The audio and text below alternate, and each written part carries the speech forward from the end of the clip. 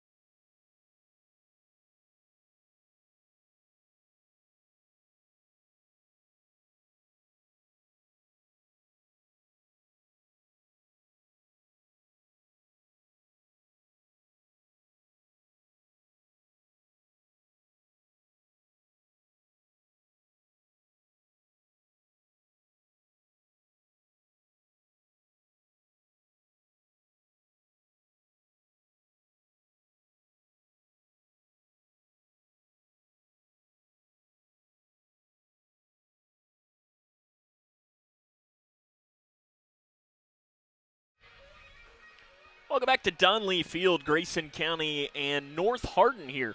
Matchup. These two teams played last season. In fact, they kind of played twice last season. Not really. They played once here, and by play, I mean we all got here. We took the field. We did warm-ups. We were here that night. And then Mother Nature said, nope, not playing tonight. And so because of that, that game never actually happened here at Donley Field. They ended up playing the next day at North Hardin in a game that North Hardin won. So kind of a weird night that night is we were ready to go. I mean, our crew was set up. We had already started our broadcast that evening, and I think it set the record for the shortest K105 sports broadcast ever because there was really nothing to report for it. Let's meet the starting lineups here for both of these teams for this one. First off, for the Trojans of North Hardin, who enter with a record of 5-4. They haven't played any games yet in the 17th district. Obviously, that's not necessarily a surprise. Usually, district play doesn't start until after spring break. I know spring break next week begins for both of these teams. Grayson County, they'll be headed down to the beach as they're going to be playing down in Panama City. That must be nice for that for a couple of days. And I believe it's North Hardin. They're going to be playing at the E-Town Sports Park. So you get to see both of those teams in action next week. For North Hardin, though, here's how they will be set up for the 5-4 record. Coached by Ace Adcock. Leading off, the shortstop is Colin Hamilton. Batting second in center field will be Thatcher Edlin. The 3-hole hitter will be the starting first baseman, Carson Thompson. The cleanup hitter will be the second baseman, Hudson Riffle. Batting fifth in center field, DeMarcus Brown. The 6-hole hitter will be the designated hitter, Josh Stover. At third base will be the 7-hole hitter, Eli Coppersmith. Batting eighth in left field, Grayson Bell. And the 9-hole hitter will be the starting right fielder, Jaden Gilmore. Sawyer Elms will be the designated player. He will be the starting pitcher tonight for the Trojans of North Hardin. Once more, that lineup for North Hardin. Hamilton at short, Edlin behind the dish. Thompson at first, Riffle at second. Brown is the center fielder. Stover the designated hitter. And the latter third of Coppersmith at third. Bell in left and Gilmore in right with Elms not hitting. He will be on the mound. Now the lineup for the Grayson County Cougars went with a record of 1-6. They also have not played any district games. Their first district game will be first day after spring break as they will have Whitesville Trinity here at Donley Field. For Grayson County, the lineup will look as this. Leading off will be the starting pitcher, Chase Balnock. Batting second behind the dish, Case Rogers. The 3-hole hitter will be the starting shortstop, Jake Bratcher. Batting fourth at first base, Gage Napier. The 5-hole hitter will be the third baseman, Rod Morris. Batting sixth in left field is Brody Armstrong. The 7-hole hitter will be the designated hitter, Spencer Langdon. Batting eighth in right field, Jamison Buster. And batting ninth is the starting second baseman, Bryce Abersold. The designated player in center field tonight will be Zach Snyder. He will be fielding for Spencer Langdon. Once more, that lineup for the Cougars. It'll be Balnock pitching, Rogers catching, Bratcher at short, Napier at first, Morris at third, Armstrong in left, Langdon the designated hitter, Buster in right, and Abersold is the second baseman, with Snyder playing center field, not hitting tonight. Langdon will be the one hitting for him. Umpires right now meeting with the head coaches. Of course, Jody Nutt for Grayson County and Ace Adcock for North Hardin. Jody Nutt calling over at somebody.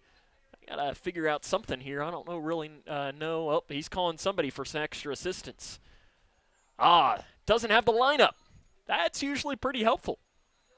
As looks like Austin Shake ran that out to give him the lineup so we can be ready to roll. Biggest story for today's game, and you might be able to hear it picking up on the microphones, and you will absolutely be able to see it with our camera angles today. It is extremely windy.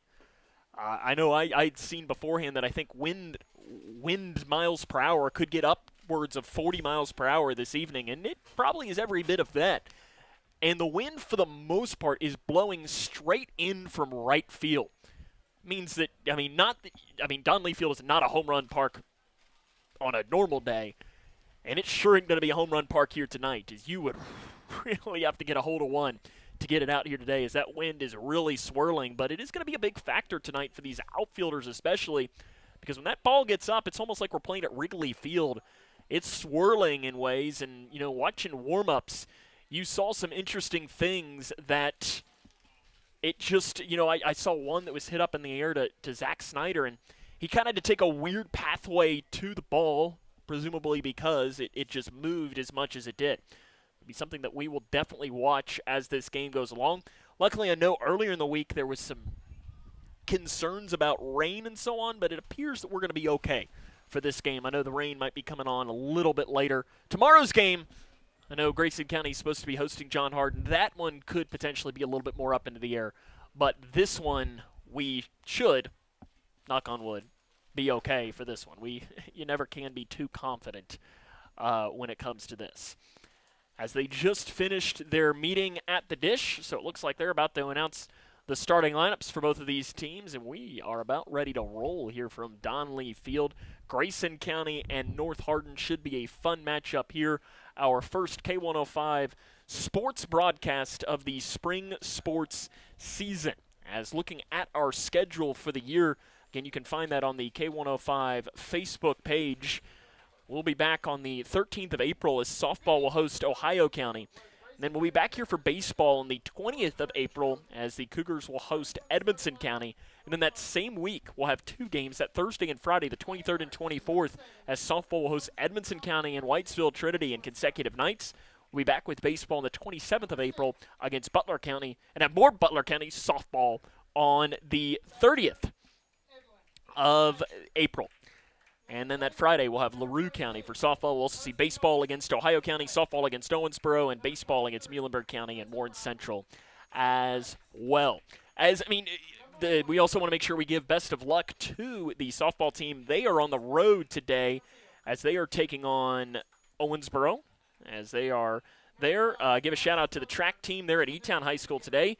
And then the tennis team, they're at Davis County as well. So we got a couple of Davis County matchups happening today. If we get updates from those games, we will be sure to share them with you. That's the pro to the spring sports. It's actually pretty easy for me to keep track of those games as they come along, especially from softball. And I know tennis does a really good job at letting us know the results of those games as well. Once more, those lineups for North Hardin will be Hamilton, Edelin, Thompson, Riffle, Brown, Stover, Coppersmith, Bell, Gilmore. For Grayson County, it'll be Bonnock, Rogers, Bratcher, Napier, Morris, Armstrong, Langdon, Buster, and Abersold. Again, Bonnock on the mound today for Grayson County. His counterpart will be Sawyer Elms for North Hardin. Elms will be making his fourth start, but the biggest thing with this North Hardin team is they're going to run a lot of different pitchers out there. They're not somebody that's going to go out there and have a kid pitch 5 or 6 innings. Instead, you're going to see kind of short spurts from multiple guys in this game.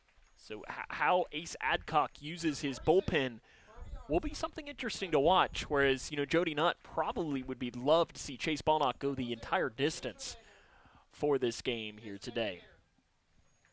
They're finishing the lineups, which means they're about to step aside for the national anthem, so we will do the same. When we come back, it'll be Grayson County and North Hardin as the Cougars and Trojans. Coming up next, this is Cougar Baseball on K105.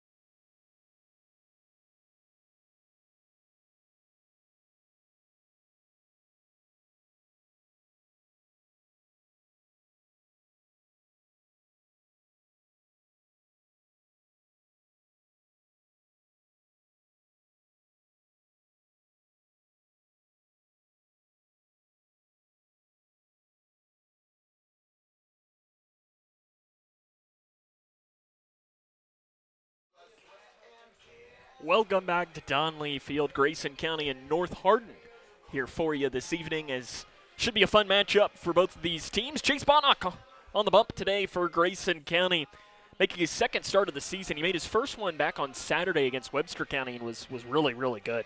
Chase went 6 innings, allowed only 1 earned run, 5 Ks, did walk 4, but in his first game on the mound all season, he's trying to establish himself as this number 2 starter in this Grayson County rotation, which is really important in district play. You know, Gage Napier is obviously earned himself as the number 1 for pitching for 94 years, it feels like, at least, Gage. I think he came in as a 7th grader.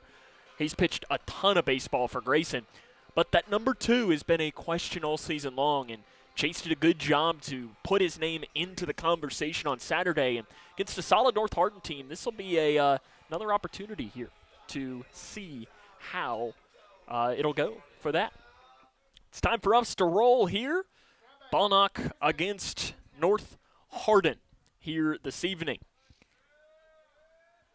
He'll be facing Colin Hamilton to lead off. Hamilton hitting .393 at the top of this North Hardin lineup. Umpires are ready to roll. Players are ready to roll, and we are as well. Bonnock looks in for the sign, and we are underway as Chase Bonnock delivers a pitch that goes just high for ball 1. And that's how we get started here this evening. Game time start time will be 5:37. Looks like we're at about 79 degrees. Again, very windy, though, here today. And the wind will absolutely be a factor in this game as Bonnock gets a strike in there, move us to 1-1. That 1-1 pitch. Called strike on the outside corner. A late call from the umpire, but it dots the outside. Bonnock fights back to go 1 ball and 2 strike against leadoff hitter Hamilton. Little dribbler right side, has eyes, and it gets through for a base hit. That's how we get started. As a base hit into right field for North Hardin, and the leadoff hitter is on now for the catcher Thatcher Edlin. Edlin, .375 average with 7 runs batted in. Edlin and this North Hardin team, though, really not afraid to wear it. As, I guess, did the gate maybe come open down the line? The gate was never closed down the left field line, rather, as you got a couple of players going over there to go and close it. And I'm sure with that wind, that's got to be a pretty hard gate to close, as that wind is blowing straight towards it. And very well, maybe the wind blew it open as well, as you've got like 3 or 4 players down that line trying to pull it tight. And it looks like Jake Bratcher and Rod Morris were able to pull it tight with some help from Hunter Lee as well. Edlin in with that .375 average. Leadoff runner on base for this North Hardin team, who enters the record of 5-4. Bonnock, one of the senior leaders, he stepped onto the mound, and Case Rogers said, yeah, step off. We got to wait for the umpire to get in. Bonnock takes a peek at first to check Hamilton. Aggressive secondary lead, and first pitch is fouled off behind the dish. North Hardin, we mentioned, they're not afraid to be hit by pitches. This year, 31 hit by pitches in the 9 games that they've played, and Edlin leads the team in that category with 6 of them. And that has been something that Grayson County has had some issues with throughout the year of hitting some players. It's a pickoff move, Hamilton in there easily.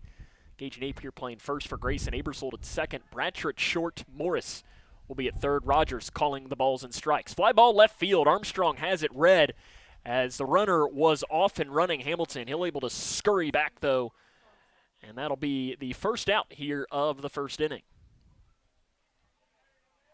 Carson Thompson, the first baseman, gets in for his first at-bat of the ballgame. Thompson hitting .280 with 11 RBIs, the left-handed hitting first baseman. See Hamilton down at first. He's got that big sliding mitt on his left mitt. Pitch misses inside for ball 1 on the first pitch from Bonnock to Thompson. North Hardin only been caught stealing once on the bases all year. Ace Adcock, the longtime head coach for North Hardin, not afraid to put the runners in motion early. Hamilton is off and running there. It's a hit and run, line drive, base hit right field. Hamilton will easily curl into third base. The throw comes in, and it's a lot closer than I thought it was going to be. Bonnock ends up cutting it off, but there'll be runners on the corners now with only one out in the top of the first inning. So 2 hits into that 3-4 hole on the right side has allowed the Trojans to threaten early for the cleanup hitter, Hudson Riffle. Riffle, .321 average with 12 RBIs. He also has been hit by 6 pitches this season. Looking to add to that RBI total. Freshman watches a first pitch high for ball 1 from the senior Bonnock. Of course, Bonnock was the 6th man on the Cougar basketball team this year, and played outstanding all year long, but especially down the stretch. He deserved all the accolades he got. He had the big game against Great Crossing. Pickoff move back safely at first is Thompson. Runners on first and third, 1 out here in the top of the first inning. Popped up, right side of the infield. Gage Napier curls over, and it's going to go out of play into the Grayson County bullpen down that right side. That might have been one of those that the wind took and sent out a play towards trainer Scott Bauman down there. As when it came off the bat, it looked like Napier was going to have a play down at first. 1-1 coming from Bonnock. Just getting enough of it is Riffle. Bonnock will make it go to 1 ball and 2 strikes.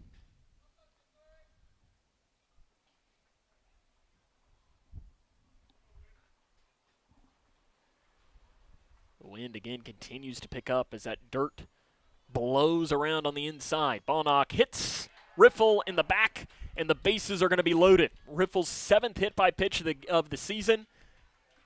And Jody Nutt comes in to ask the home plate umpire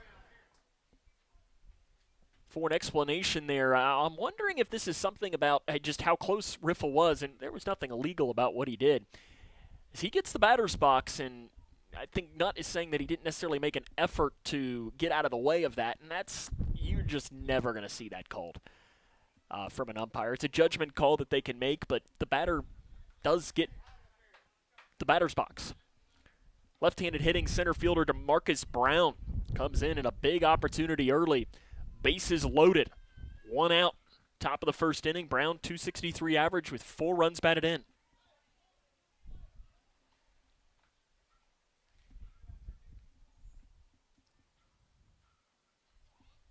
Bonnock recollects himself on the mound.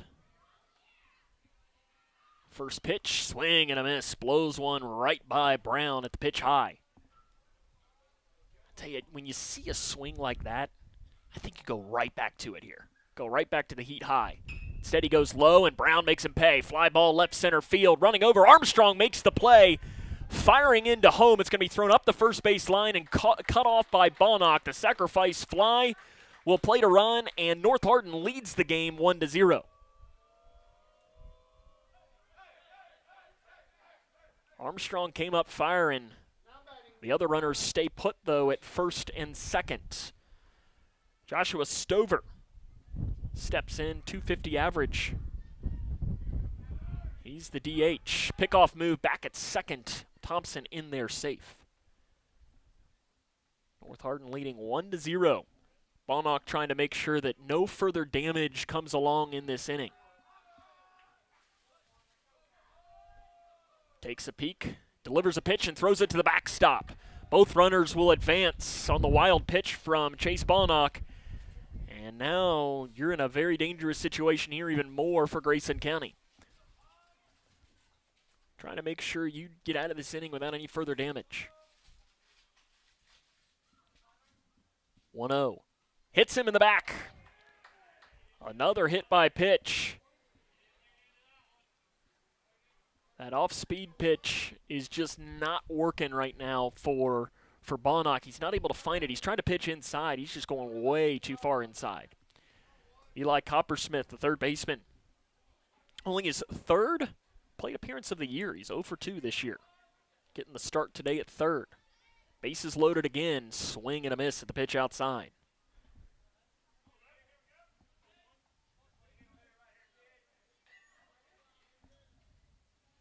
1-0 North Hardin leads. Popped up behind the plate, and here comes a big pitch from Bonnock.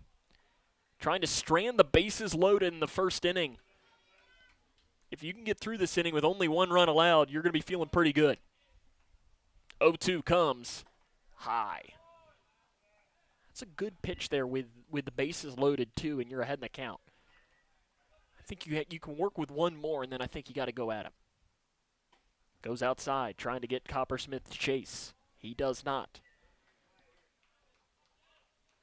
Bunch of 2s on the scoreboard. 2 balls, 2 strikes, 2 outs. And Bonnock misses high again. 3 straight out of the zone after getting ahead in the count at no balls and 2 strikes. Trying to avoid walking in a run. Runners are moving. High chopper foul down the third base line. Just getting enough of it was Coppersmith.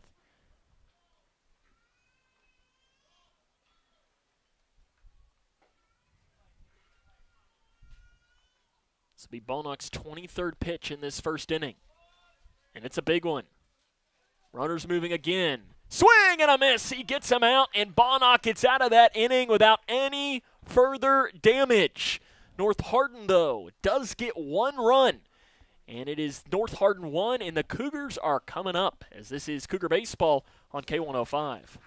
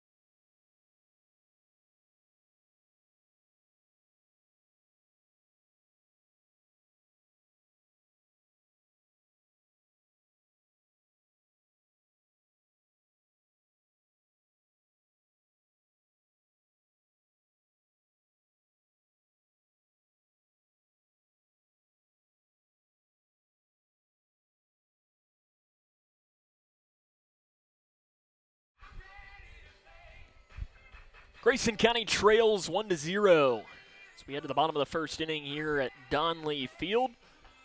Cougars will be facing the Trojan starting pitcher Sawyer Elms. It'll be his 4th start of the season. Elms has a record of 2-1, an ERA of 4.2, 9 strikeouts, 4 walks, and 13 1/3 innings pitched. Bonnock will lead off for Grayson. He's the starting pitcher there for the Cougars, and he did a really good job getting out of that jam in the first inning without any further damage, as North Hardin had the bases loaded twice in the inning and only got 1 run. And you would rather that be 0, but 1's a whole lot better than 2, 3, 4, 5, especially for a Cougar team that offensively has had their struggles this season. First pitch coming for Elms to Bonnock is just misses outside for ball 1. Bonnock this year for the Cougars, 158 average with a double and 2 RBIs. He had 2 hits, though, in their last game out, trying to get back that baseball eye that we talked about in the open. As second pitch from Elms misses outside for ball 1. Bonnock was on the basketball team that made it to the state Final Four and only returned to the baseball team about a week and a half ago. And that's tough when you don't get the winter months to warm yourself up. Do a slow ground ball to the third baseman, Coppersmith. On the edge of the grass, he'll pick and fire. And there's the first out of the inning. Case Rogers The starting catcher comes in now. Rogers had a slow start to the season offensively as well, hitting just 105, but he's the future of this program as a freshman. He came in last year as an 8th grader, and he played some really good defense, especially out on the field. First pitch swinging is behind us and out of play. Goes smashing into the bleachers off to our right.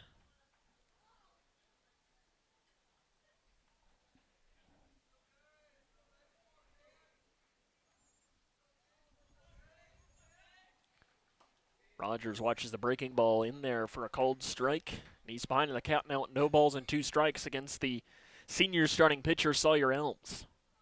Elms, the quick worker. Comes with the 0-2. Rogers lines one down the left field line. Fair ball. It's going to go all the way into the corner. Rogers takes a hard turnaround first. It's bobbled out and left by Bell, and a stand-up double for Case Rogers, the freshman. Rogers absolutely ripped that one down that left field line. Cougars get a big opportunity here as a courtesy runner will come out and run for Rogers down at second base. So it'll be Tyler Harrell to run down at second for the Cougars.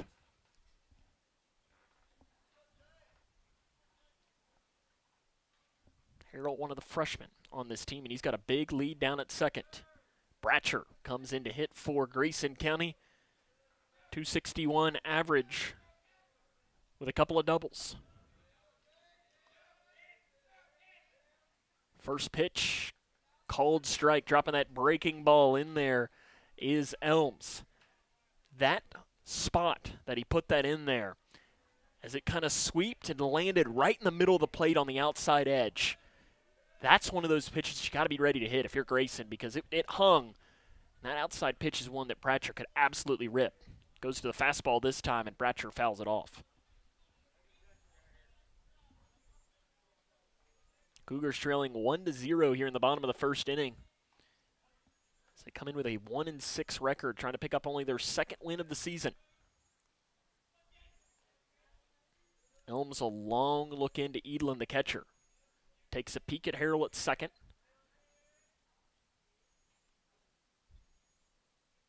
And now a pickoff move comes in, and it's really not even a pickoff, as the shortstop Hamilton was just standing there, and it was almost as if they were playing catch, as Harrell was easily back in ahead of the throw. So one of those that Elms, the pitcher, looked back 3 times, and when you do that, it's almost not even worth the pickoff move. 0-2 to Bratcher. Timeout called before the pitch by Bratcher.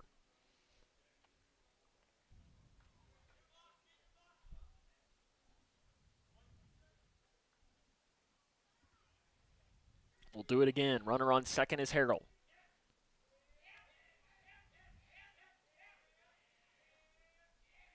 Pitch coming, line drive down into left field for a base hit, and they're going to hold the lead runner, Harrell, and it's bobbled out in left field. Harrell is breaking for home and then stops. Play back at 30, safe. As that was one of those situations, it's a base hit into left field where Harrell, and it's a young play that he was making, and Jody Nutt right now is going to be telling him, Harrell turned around as he was getting ready to reach third and was looking into left field to see where the ball was. And what Jody Nutt now, the third base coach, is probably going to be saying is, hey, that's what I'm here for. I'm here to let you know whether to go or not. If I tell you to go and you're out, it's not on you, it's on me. But because of that hesitation, it didn't allow any opportunity for a play at home. And then he did the hesitation. If you hesitate, you got to go back every time. Runners on the corners, though, for Gage Napier, who's had an outstanding start to the year at the dish. Pickoff move, Bratcher easily in there back at first. Napier, 350 average, couple of doubles and 3 RBIs. This year with runners in scoring position, hitting .429, leading the team in that category, trying to add to it right now. And just gets enough of that one to foul it into the dugout. Napier, the Kentucky Wesleyan signee. He'll be playing some D2 baseball next season. Very well deserved, too. Pickoff move, Bratcher again back at first. I will say, Elms is very aware of base runners. And that's a good thing and a bad thing at the same time. Pitch coming, and again, Napier just gets enough of it to foul it into the dugout. He was way out in front.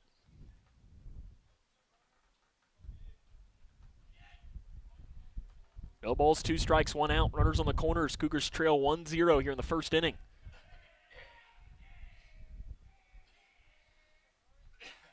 0-2 comes, and it's outside.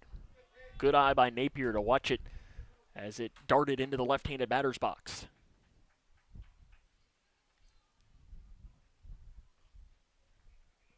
Bratcher takes a large lead at first, and then the pickoff comes in, and it's bobbled by the first baseman, Thompson, and coming in to score is Harrell, and the Cougars have tied the game up at 1.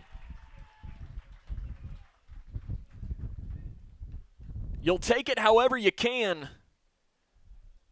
E3 allows the run to score, and Bratcher advances to second on the same play.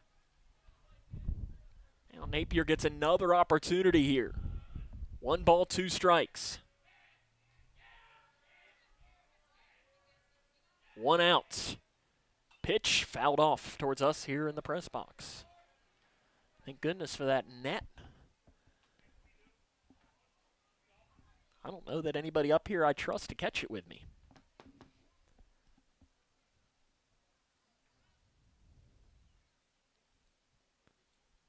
Bratcher comes in to grab his sliding mitt. Guess he didn't have it out there. He'll go back down to second now.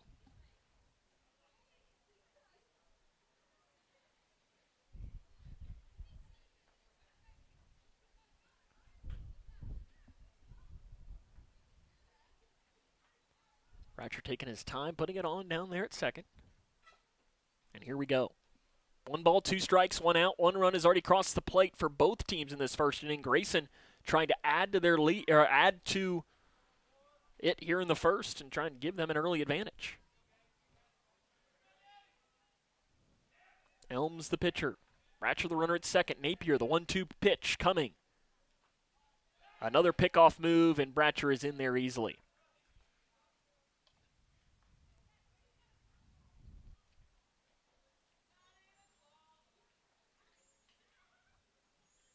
That is 4 pickoff moves here in the first inning by the pitcher. Actually, 5 by the pitcher, Elms.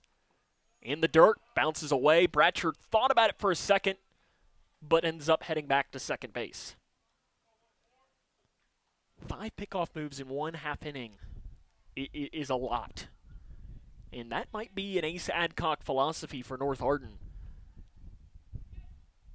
But at some point, you just got to focus on the hitter. The break even coming to Napier.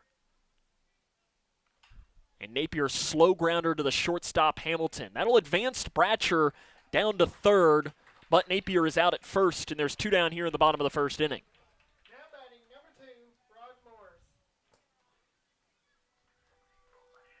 Rod Morris, 267 average this year for Grayson County. Has a big opportunity here to try and give Grayson the lead.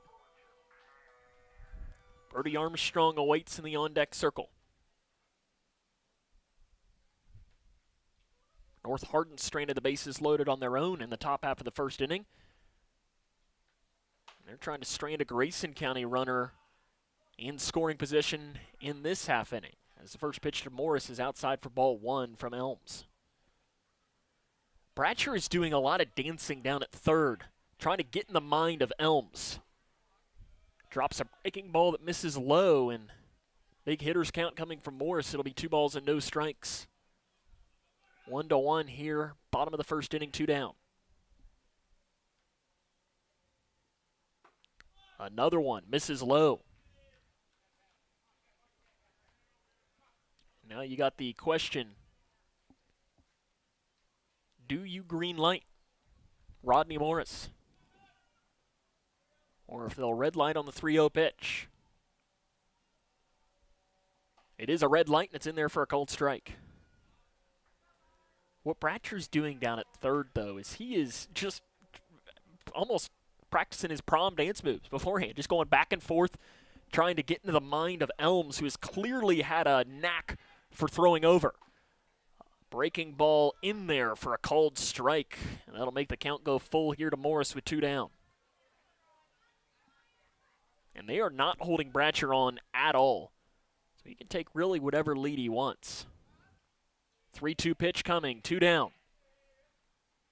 And it called strike 3 on the outside corner. Morris didn't like it, but that is the inning. Grayson County threatens and gets only 1 run. As we're through 1 full, it's North Hardin 1 and the Cougars 1. This is Cougar Baseball on K105.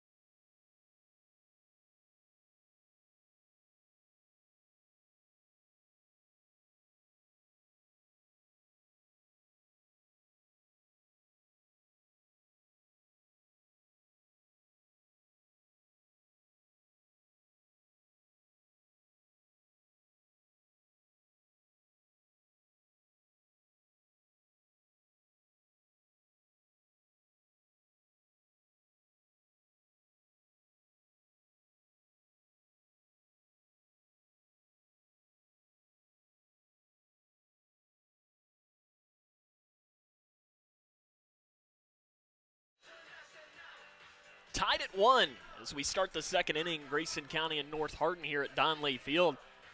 I think if you took the wind down tonight, it'd be a really nice night for baseball. But really, even with the wind, it's not too terrible. It'd be one of those that if it was about 55 degrees outside, this game would be miserable. But with it being almost 80, that wind, if anything else, cools it down to where, you could break out a sweatshirt if you wanted as this game goes along. Grayson Bell leads off for North Hardin, and the first pitch is over his head for ball 1 from Bonnock. Bell hitting 182, 4 RBIs for the Trojans this season. 1-0 goes to the backstop again. Popped off the glove of Rogers. Rogers learning this catching position, and I'm a firm believer that I'm not sure there is a more difficult position to play in all of sports than catcher. Incredibly difficult. First pitch, or the 2-0, is a line drive base hit into left field. Armstrong comes over to grab it. But the leadoff runner is on for the second straight inning for North Hardin. Jaden Gilmore. Now batting, number 10, Jaden Gilmore. 1 for 9 this year with an RBI. The 9-hole hitter. As North Hardin trying to get the lead back after Grayson knotted us up at 1 in the bottom half of the first. Showing bunt, and it's outside for ball 1. Wind, I would say, has picked up in the last minute or two here, as it is really blowing.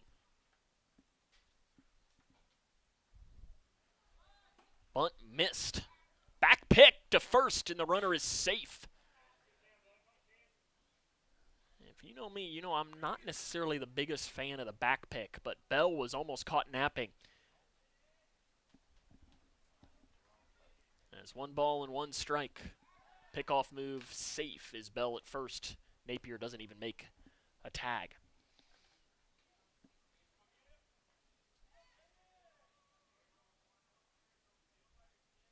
Bonnock takes a peek, comes with a 1-1, and the breaking ball hits him in the back. Third hit by pitch for Grayson County here in this. And, 3 hit by pitches through the first 9 hitters. And we mentioned, North Hardin gets hit a lot. And they're showing off why. Lineup flips back over to the top of the order for Colin Hamilton. He had a dribbler through the right side in his first plate appearance. Nobody out. Infield shifts in. And Balnock's first pitch misses low. That pitch count's starting to creep up for Chase. He's already at 30 pitches with nobody out here in the second. I'm sure Jody Nutt was really hoping that he could get some innings out of Balnock tonight. So 1-1's in there for a called strike.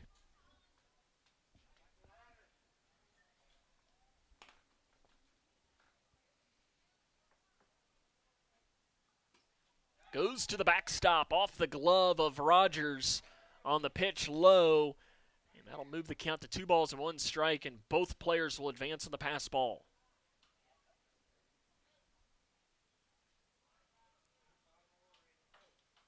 Give a score update, too, from the Lady Cougars softball game. They're knotted up with Owensboro 1-1 in the top of the third inning.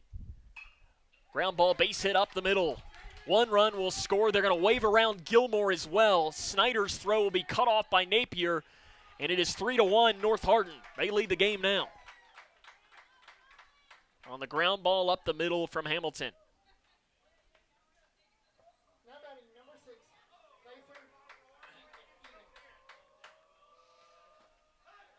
Thatcher Edlin.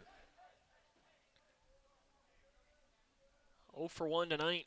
Lined out on a liner that Brody Armstrong made a nice play on out and left.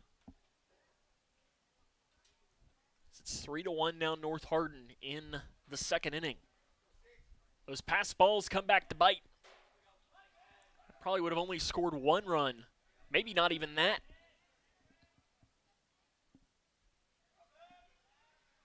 Balnock's first pitch to Edlin is in there for a called strike. Hamilton not afraid to run down at first base. Has 8 steals this season, 8 for 8. Mentioned North Hardin entering today's game had only been caught stealing once all season.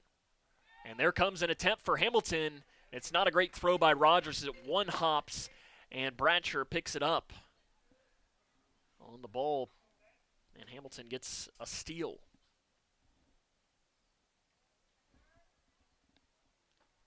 One ball, one strike. Runner in scoring position is Hamilton. And another pitch misses from Balnock.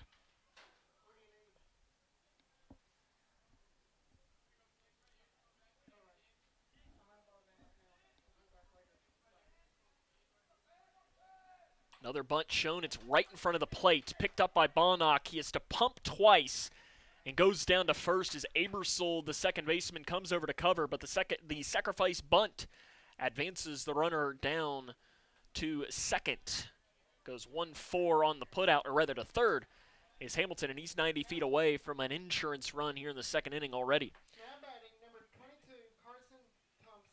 Carson Thompson singled on a hard ground ball into right field in his first plate appearance.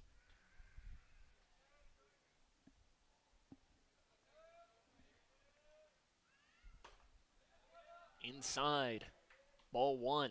Tell you, Thompson did turn ever so slightly there. If that would have hit him, that might have been one of those opportunities that the home plate umpire could have said he leaned into it. And I think that if Grayson would have asked, they would have had an argument on that. There's a cold strike. Moving our count here to 1-1, 1 out here in the second. 3-1 Trojans on top of the Cougars. Way outside. Rogers does a good job popping out of his stance to grab it. Very dangerous with the runner Hamilton on third.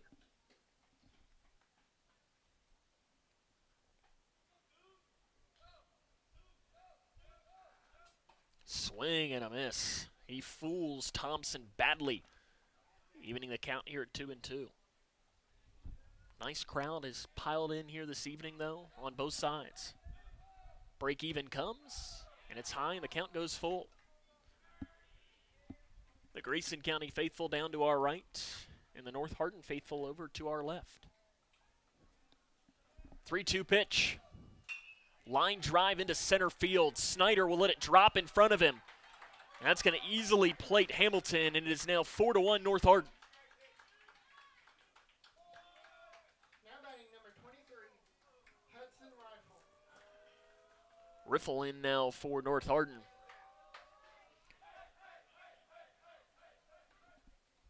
it's a 4-1 lead. He was hit by pitch in his first plate appearance.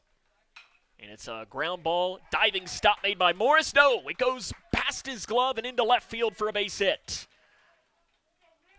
I am definitely going to classify that one as a hit, too. Not an error on Morris. That would have been a very tough play, especially to get up and throw across the diamond.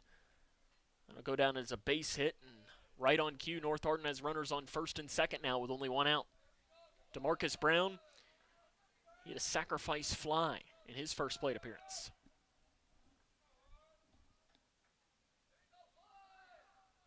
And it hits him. Another hit by pitch for Chase Balnock here in this game. That's the fourth hit by pitch with 14 batters, and now we're going to have a meeting at the mound here for Grayson County to talk with Balnock, probably just to give him a chance to breathe as well. This will be Josh Stover will step in to hit. He also was hit by pitch in this game. I'm sure if you're Jody Nutt, you don't want to have to go to the bullpen in a game like this. You've got a game on tomorrow against John Hardin, and then you're playing some games next week down at Panama City as well.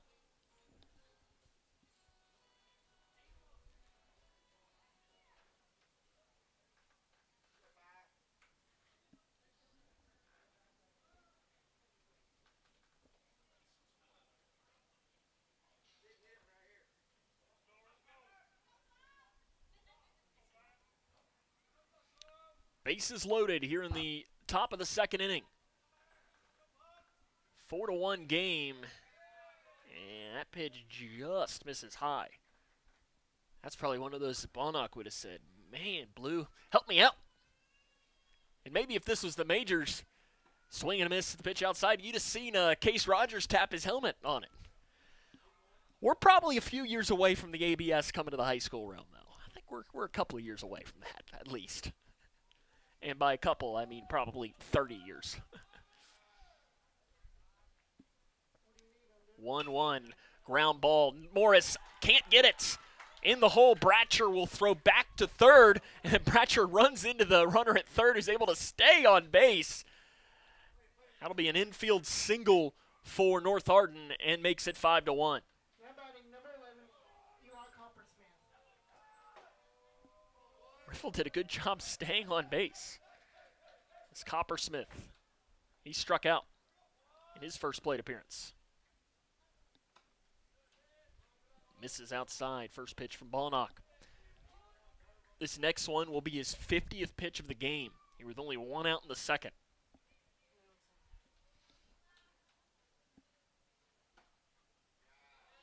Another one just misses high. Tell you, when Balnock is missing, he's not missing by much.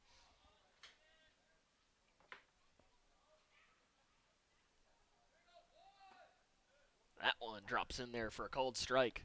It's one of the first times he's been able to land that off speed.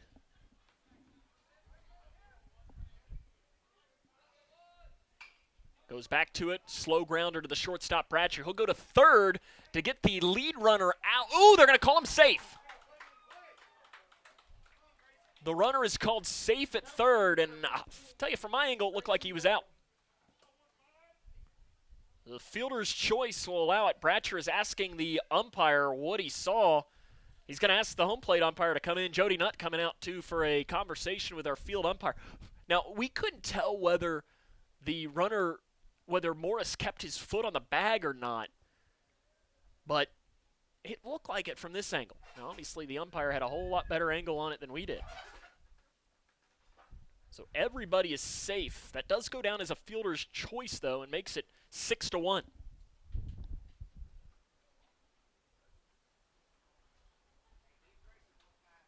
Jody Nutt still asking for an explanation, and it's and they're going to talk it over. And I always love this. My assumption is the home plate umpire is going to be, is that what happened? Okay, and that's what happened. Because the home plate umpire had the same angle we did. From our angle, it looked like Morris had his foot on the bag when the play happened. But again, we didn't have necessarily a great angle either. Maybe you watching at home, if the K105 crew was doing their job correctly, had a good angle on it. I don't know that we have much trust in that. Do we?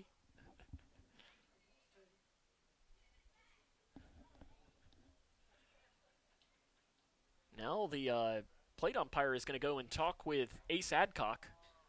Are they going to overrule this call? That would be interesting.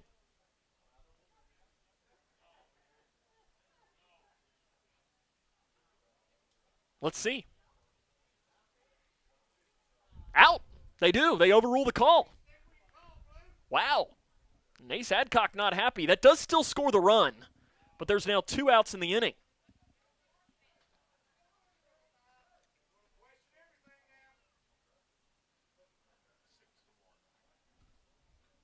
So Brown, the lead runner, is out at third. Runners on first and second with 2 outs in the second. It's 6-1. North Hardin leads. Grayson Bell, the left fielder, hitting the first pitch is high for ball 1. He got this inning started with a hard single into left field and came around to score. I think that ended up being the right call down at third, but it's really rare you see. There's a pickoff move at second just in ahead of the tag is Stover. It is rare that you see a call like that overturned.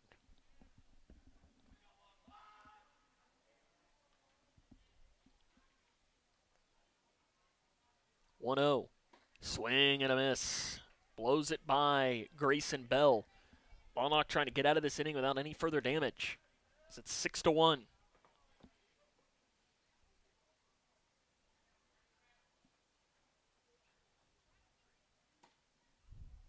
Misses low, and it's 2 balls and 1 strike.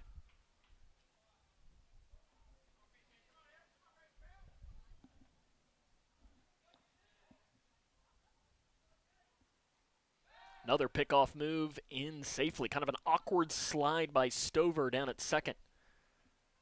And looks like Josh Stover's mom's going to have to do laundry tonight, as he's all sorts of dirty down there. Missing outside. And it is 3 balls and 1 strike, 2 outs, top of the second inning. Stover the runner on second. Coppersmith the runner on first. 3-1 pitch, misses high, and the bases are loaded with 2 outs here in the second inning. And Jaden Gilmore, he was hit by a pitch earlier in this inning, comes in to hit.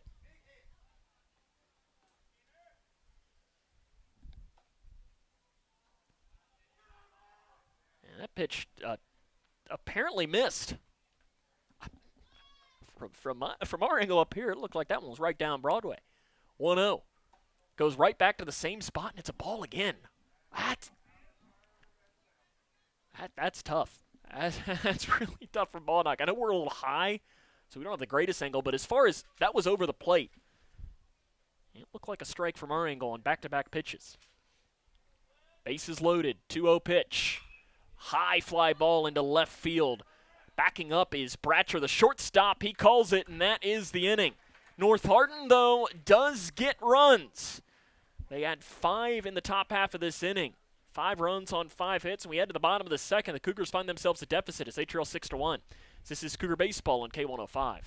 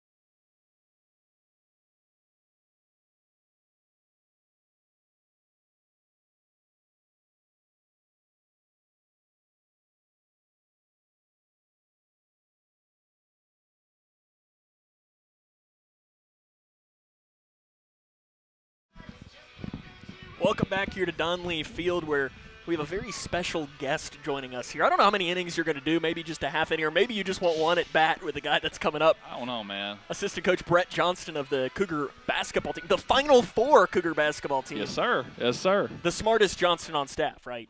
I would say I'm up there. I wouldn't say I'm the smartest. Travis is pretty smart, but Smartest basketball mind?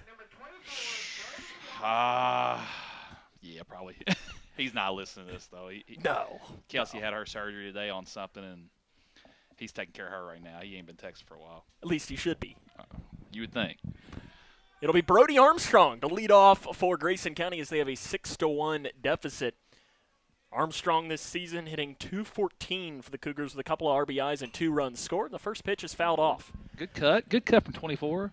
You just got to let him get back in the groove. He hasn't played for 4 or 5 years, Sam. Get him back in the groove. He'll start hitting.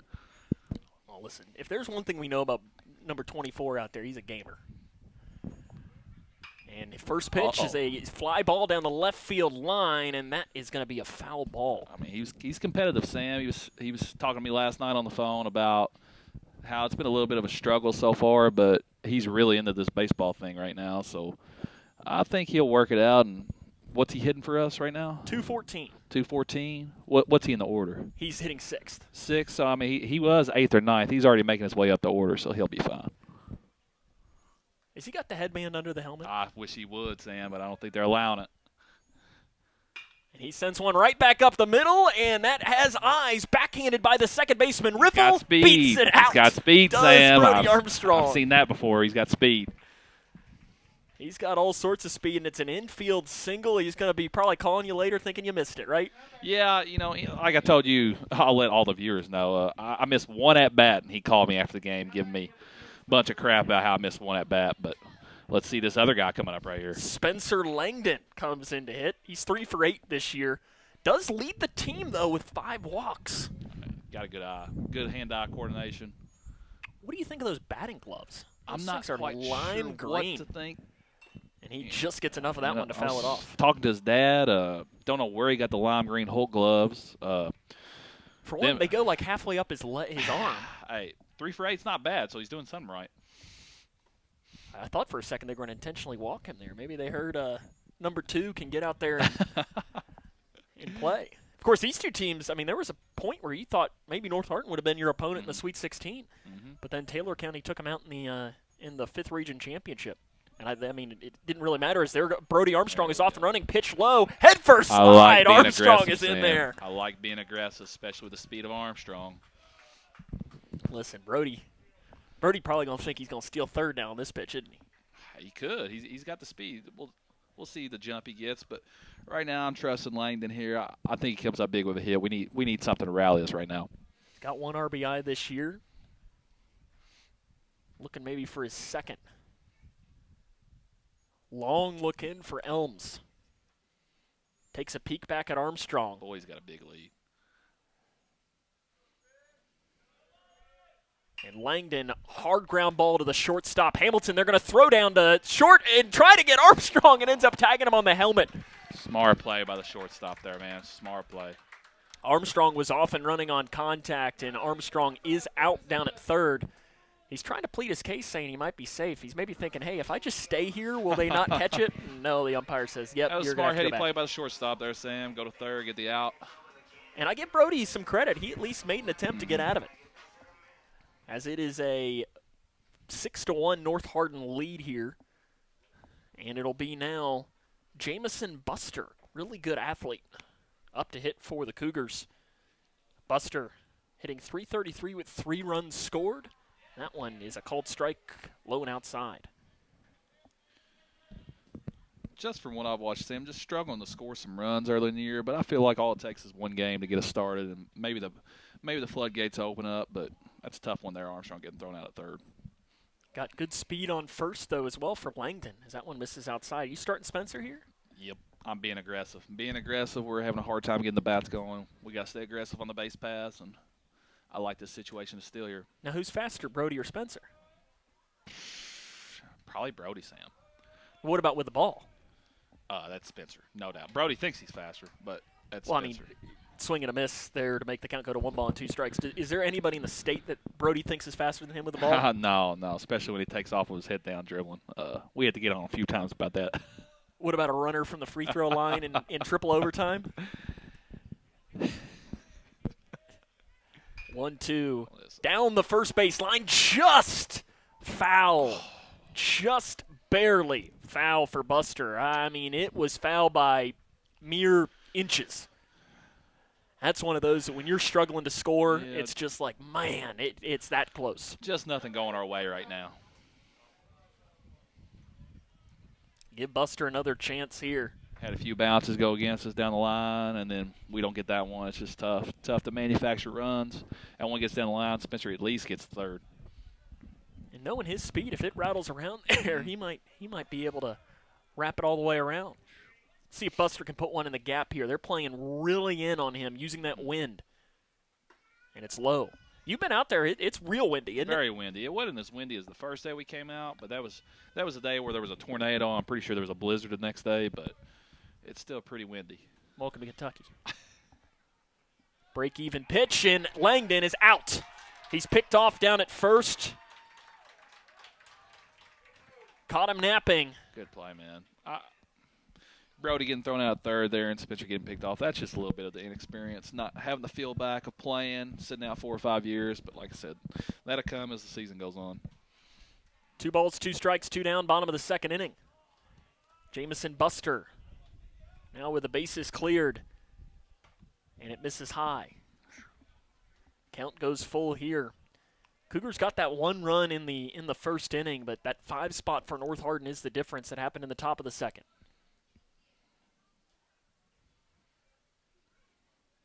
(3-2) coming, and it's outside. Buster works a walk. And it'll be Bryce Abersold, another football guy, coming in to hit. Now batting number 9, Bryce Ebersol. Abersold this year, the second baseman. Only 1 hit. Does have an RBI, though. He's another guy that's trying to get back into that baseball swinging. You know, usually early in the season you see advantage to pitchers. And then as that year goes along, once you get closer and closer into April and May, that's usually when the bats start to heat up. What grade's this kid in? Abersold is only a sophomore. Sophomore. All right. Good football player. Buster, good speed down at first. I'd imagine he'll probably be off early in this at-bat. And it's popped sky high on the infield. The catcher, Edlin, tries to read it, and he does. Mile-high pop-up ends the inning. And we're through 2 full. Grayson County trails 6-1. This is Cougar Baseball on K105.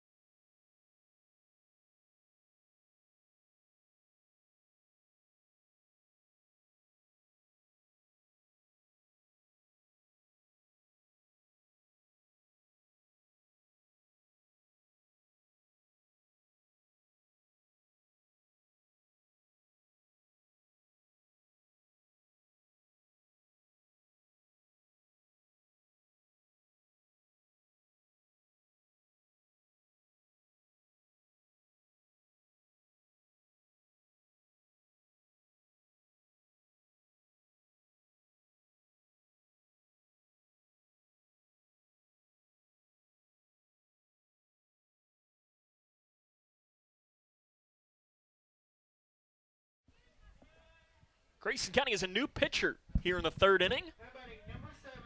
Brody the Birdman Armstrong hits the mound here for Grayson County. For Armstrong, his second game, pitched 2 2/3 of an inning, 2 earned runs, 2 strikeouts, and a walk. And he will face the leadoff hitter, Colin Hamilton, who's 2 for 2. He's got a good arm, Sam. He's got a good arm, especially for starting back playing. He's a big old boy. He looks, I mean, the difference between him and Ballnock on the mound, there's a cold strike in there, first one from Armstrong. I mean, that's a difference. You know, Chase, I mean, listen, we talked about it all year. 5 foot, what? 5 on a good day. But I wouldn't want him guarding me. As that's thrown to the backstop, Rogers couldn't get in front of it, moving it to 1-1. Best defender on the team, though, right? For sure. Easily. He was a pest all at the state tournament, in the regional tournament. He's easily the best defender. I'll tell you what, hey, don't count out 24 for one of the better defenders. He had to guard big all year long, bigger than his position. And I mean, you got some real good defenders on the team. That's a fly ball into center field. Zach Snyder, another one of your basketball guys, jumps up into the air and grabs that one. Thought he misread it for a second. Nah, he had it perfect. The curls were probably flowing in the wind on that. Well, I said Brody has a good arm. He starts off with 2 or 3 curveballs right off the bat. So you're absolutely going to get a phone call, too, because you're going to think you're missing him on the mound. But for sure. Then you got to tell him to go back and listen to this. As it'll be Thatcher Edlin, the catcher, 0 for 1, and Armstrong comes in there for a called strike on the inside corner. Goes over top delivery there for the senior. Armstrong's one of those kids that, honestly, if in the fall he'd have probably said, hey, I could play football, he probably would have been able to go out there and play football. I'll tell you what, if he played football, he'd been one of their better players. I mean, 6'2", he's fast, he's strong. As a tight end or something. Side to side. Man, I think you can put him on the line or linebacker. He could have made plays. But you know who I think probably was okay with him not playing football? was probably Travis Johnston. I'd say the Final Four run was worth it to just sit out. Yeah, I'd say so. I'd say he doesn't have many regrets on that. 2-1 pitch. The pitch is low. Armstrong comes in. High chopper to the shortstop, Ballnock. He backhands it. He throws across, and Napier stretches out to grab it. I'll tell you the thing second about inning. Brody that a lot of people don't know is he's going to graduate at 17, Sam. He actually should be coming back for another year, and we rag him about that about every single day. Can you not get some extra eligibility? We tried. We actually did try. We tried. We looked it up, seen what we could do, but there's nothing we could do. Now, if he was at St. X, I'm sure they would have figured out a way to give him another year. Let's see, you gotta put some people on that, as that's thrown behind the hitter Carson Thompson on the first pitch. Mind games, right? Yeah, but I don't know if it was thrown hard enough to be mine. It'd be nice to have Brody Armstrong back on your squad next year, though. I'm sure, though, you'd be fine with having Brody Armstrong play for the next 15 years. Yeah, definitely. Well, he's my favorite.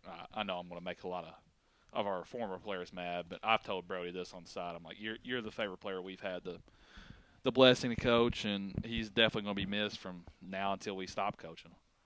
Which my time's almost up, Sam. It's got to be coming on. Oh, are you going to Bill Self right here and announce your retirement? Well, I know Travis will never leave, and Travis always ragging me about staying, so I'll give him a few more years and I'll reevaluate there, but I don't think I can leave just yet. Yeah, I don't think you can leave next year. There's a fly ball into right field. Abersold goes back. He has it red. Good inning. That's the inning. I don't think with Brody, he's going to throw strikes. They're going to put it in play. We just got to make plays. And there you go. We head to the bottom of the third inning. It's 6-1. Grayson County trails North Hardin. This is Cougar Baseball on K105.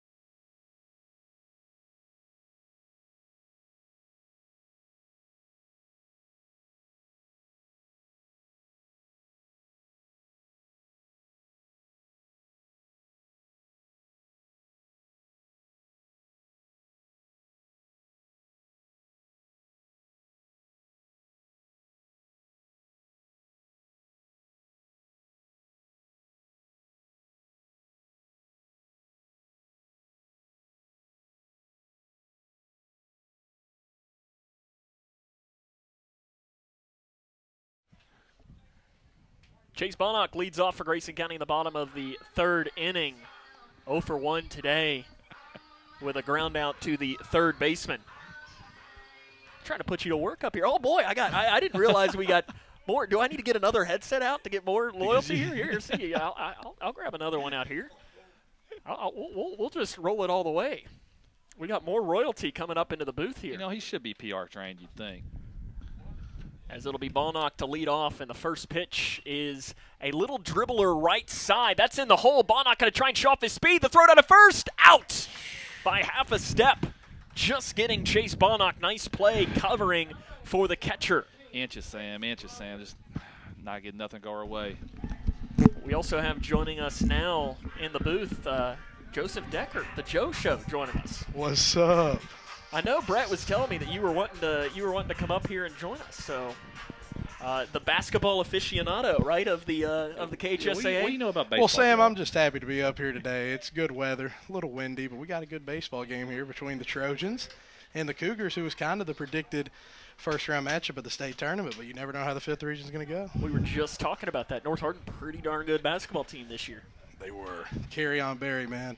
Probably the best available Ground ball singer. up the middle, base it just gets through, and it touches every glove before finding eyes. Yeah, Barry's a really good player. Now batting number 3. And still hasn't committed yet, though, has he? Still uncommitted. Case Rogers gets that hit up the middle. No, if you don't know who Joseph is, aren't you the Shams of Kentucky high school basketball? That's what I like to say. That's what I like to say. If you need your updates on everything going on with that, he's your guy to follow. Because I know you're with, what, Next Up Recruits, right? Yes, sir. Working hard on keeping everybody up to date. And you're not even just Kentucky, though. I know you'll dabble in all over the place. We're about to hit the road for AAU, actually starting next weekend. We'll head up to Cincinnati. There's my neck of the woods right here. Jake Bratcher comes in. He's 1 for 1 today. Rogers is the runner at first, and a slow grounder down the third base line, and it's foul. Joe, when does Next Up Recruits baseball come out? Is that a thing? Do we debut it today? So what's your power rankings? I've heard the Trinity Shamrocks are pretty solid. I think we can go ahead and put them in 1. They are. In fact, they're not. I think like solid is probably an understatement. I think they'd be the number 1 team in the country. Yeah, I think they're top 5 in the Yeah, nation. Yeah. So they're really good, and I think St. X is good too in baseball. I know LaRue County's a good team this year. Campbellsville good as well. I don't mind sliding the Cougs at number 2. Listen, hey, we'll take it however we can. Ground ball to Coppersmith. He'll go to second, and it's a high throw. The runner is safe. Bratcher tries to leg it out, and it is in time, rather, to get Bratcher. So the runner is out, and it goes 5-4-3 on the ground out for Bratcher. You don't usually see that one. Need something right here. This is our guy right here. As Harrell was down there, as it'll be Gage Napier. 0 for 1 today. Ground out to short. Luckily, you don't have much recruiting report to do on Gage. He's already signed to play at Kentucky Wesleyan. Never seen him bat, so let's see it. He can swing the stick. He's been playing baseball a long time as well. He's got that purple bat too. Slow ground ball to the shortstop Hamilton, and he bobbles it, and that's going to be an infield base hit. You'll have runners on the corners now with 2 outs for Rod Morris. All takes a little spark, Sam. Get something going. A bloop and a blast. A bloop and a blast as Morris struck out looking on a full count pitch. As the catcher, Edlin, pops out and delivers some signs. Phenomenal walk-up song, by the way. What would be your walk-up song? Probably that song, Way Too Sexy by Drake. What about you, Brett? My buddy, when he played senior year in high school, his was Shipping Up to Boston, Dropkick Murphy. So that would probably be mine. Okay. You don't know, Joe. It's a great song. Yeah, I don't know. I just said good pick. I might go like Cashmere by Led Zeppelin. All right. See, I grew up with a classic rock era, so that might be it. Runner is off and running. They're going to let defensive indifference. Good. Napier takes it. When we went on our run, Sam, we had a song in the locker room, the whole region Final Four round we would listen to. It's a great song. Not going to say it. Not going to release it. But What? Come on, I was going to sing it. No, you're not going to say that. Sweet Caroline or something? No. Nah, definitely probably a lot more inappropriate than that. The 1-0 pitch to Morris is a called strike as Runners on second and third with 2 outs. You know, Sam, we're doing a good job putting the bat on the ball. Just haven't found the holes today. Sometimes that's just how baseball works. Yep. So it's just like sometimes you just don't make shots in basketball. Yep. You get them open, like against St. X this year. I mean, you had open shots. They just didn't drop. You think Swing and a miss. You think that had to do with us, Joe, or a little bit more? They're a pretty good ball team. They're a pretty solid ball team. Yeah. Hey, I'll give Joe this. Joe called GRC all year. I was not a GRC believer, and he said, "Watch." I told you first day of the year. You said I was an idiot. Now look who's laughing. The 1-2 pitch is low. Move the count here to 2-2. So who's the favorite next year? For GRC? just in general? Yeah. I like GRC. You got to see what St. X keeps and loses, but I like GRC. You bring back 3 starters. Cougs bring back 3 starters, Coach. Yep. Hey, we're If only they had better coaching, right? I agree.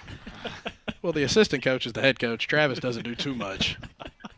The break-even pitch coming to Morris is low, and the count goes full. Yeah, they told me actually Brian Hill does all the scouting reports, and Travis just sits in his office all day. Logistics to that? we're not going to speak on cans and cannot. I think it's safe to say Brian Hill's the hardest working assistant coach. Absolutely. Sure. He definitely works harder than I do. Well, it's low bar, isn't it? 3-2 pitch coming with 2 outs. Swing and a miss, and the Cougars strand a pair in scoring position. We're through 3 innings. North Hardin leads 6-1, as this is Cougar Baseball on K105.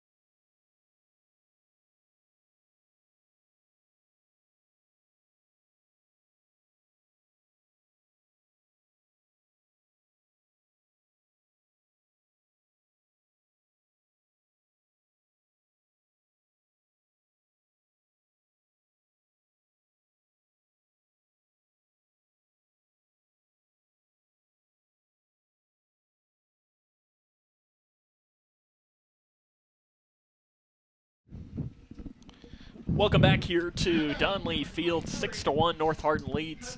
Sam Gormley, Brett Johnson, and Joseph Decker here. I don't know that we've ever done a 3-person booth in spring sport. Really, I don't know that we've ever done a 3-person booth in any sport. One thing I'd like to do, Sam, is retire from basketball this year and then just come be your third person with you and Steven. I feel like that would be a dream. But do you think the world could handle that? No. I mean, Steven Smith's already a big enough personality on air. I still have people quoting Tiger Mortis. Swing and a miss. First pitch to Hudson Riffle. I'd say the basketball team would get a lot better if you left, Coach B. Just a personal opinion. Wouldn't doubt it. There are some people who would agree with that. I don't know if there's anybody in here that agrees. No, me. The 0-1 is popped off right side, and the count will go to no balls and 2 strikes. I know our director today, Nacho Embry. He's very anti-Brett Johnston. Anti? Yeah, I don't know why. Dang. I just got haters in the booth right now. Danny, you a hater? He says sir. no. He said he's not a hater, but he's definitely not a fan. So Outside 1 and 2. I know Cody's a fan. I'm a fan of Cody. Yes, sir. We got to figure this out, Nacho. We got to figure out why. He just hates a lot, you know. Man. The 1-2 pitch coming to Riffle from Brody Armstrong is a blooper into left center field, and that's going to drop in for a base hit as Buster comes in to grab it on the hop. I'll say this. I'm impressed with how Brody's picking the sport up again after being away from it for so many years. Oh, yeah, he's just what we were talking about before you got on here. He's just a gamer. He's just a competitor. He's a guy that, he never got as much credit as he deserved. Oh, around the state. Lord, no. because I think he'd been one of those that if he'd have been a kid that played in Louisville, Lexington, or Northern Kentucky, as the bunt is popped up into the air, foul from DeMarcus Brown, he'd have been a guy that would be in conversation for some of those all-state lists. Yeah, for sure. And like I said, for him to do what he did and accept this role for us for so many years, and like being the 6'2" center and having to guard the De'Aaron Watkins and the Orams and guys like that, it never goes unappreciated for what all he did for us. He's one of those that if you pop on the film and you if you ask the people in the third region, they know who Brody Armstrong is. Oh, they figured it out. I had a lot of coaches brag on Brody Spencer this year that kind of went under the radar because of Jack being so good, but there was a lot of coaches that said that Brody was kind of the glue to our team. 100%. And I think he's a guy that, Steven and I talk a lot about as Brown swings and fouls it off to move the count to 1-2, that you can't replace him. No, it's going to be hard. You definitely can't replace him with one guy. I mean, it's going to be hard, especially with his kind of engine and his fire. He really was the guy that in the big games got us going. Hits Brown on the inside. That's another hit by pitch. We mentioned it, in the open that North Hardin entered today's game, hit 31 times in their 9 games. That is their 5th hit by pitch here today. That's impressive, Sam. I don't know. I don't think you really have anything to why that's correlating right now, but that's kind of impressive, getting hit that many times. How many times would you have gotten hit in baseball? Me, I wasn't any good, so I just quit that sport. Wasn't any good at basketball, but Your brother was a pretty good baseball player, right? Yeah. I know he's probably listening right now. I told him to tune in, but I think he did start in the 7th grade for baseball. Okay. And the 8th grade for basketball. It's not. Yeah, but pump his head up a little bit bigger than what it is right now though, going on Final Four. When did Jack start playing varsity basketball, though? Oh, 7th. He started for us in 7th. Jack's just overall a way better player than Travis was. Not close. Bunt attempt. Armstrong peeks at third. He'll throw on. It'll be a sacrifice bunt. And runners will be in second and third with 1 out. Are we 100% sure that Coach Jay is the best point guard in Grayson County history? I mean, Langdon, man. Man, Langdon's definitely heading up there on my list. I tell Travis every day that Spencer's better than him, and he doesn't really believe me. But Brody's better than him, too, right? Facts. Listen, they're all better shooters for sure than he was. Well, and I mean, none of them got to shoot nearly as much as he did, right? No, but Swing and a miss. I'll give Travis a little bit of credit. The way he could dissect the game from the point guard position was very special. There's not a lot of high school kids that can do that, but you can give me 24 on the mound right now over me any day of the week. Could he get a hit off of Brody Armstrong right now? Probably. Oh, pitch goes high, and the count goes to 1-1.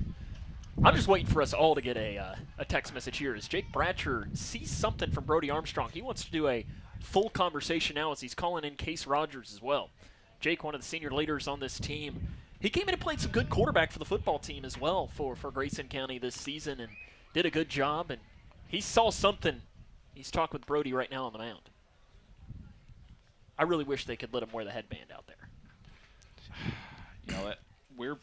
We may just retire the headband altogether, Sam. Because Caden Gaither, he wore it for a little bit. It doesn't look great on him. You have to have the buzz look like Brody had to have the headband, and that's pretty much we told Brody that. So you got to get a buzz to have the headband, and he buzzed it, so he got to wear it. 1-1 pitch is a line drive base hit into right field. Abersold comes storming in. They're going to wave around Brown at third as Abersold can't pick the ball up, and 2 runs are going to score, and it is 8-1 North Hardin. Tough, but good piece of hitting. Goes the other way and plates a pair. I'm really impressed how North Hardin puts the bat on the ball. They're a good team, and it just shows how good that 5th region is baseball. Yeah. LaRue's a really good team. Campbellsville this year. Taylor County, I know, is always good at baseball. North Hardin's just a really good school for sports. Think about it. Yeah, football, I know Coach Thompson does a really good job on their football team. Their girls squad, I know their coach is now escaping. Bramblett, I think is her name. I believe so. And she's done a really good job there as well. I know Isom was there, and then Whitney Hooper, of course. Yeah. She could score. It's a really good school, Sam. And, I mean, there's a lot of really good schools in this area for sports. For sure. Between the 5th and the 3rd, hop down to the 4th as well, outside. It goes to 2 balls and no strikes. When I was in school and when we first started coaching, John Hardin was kind of the juggernaut. Yeah.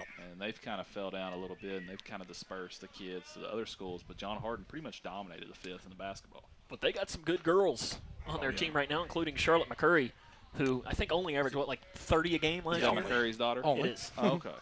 Yeah, as a freshman. Yeah, I was going to say, yeah, she's very young.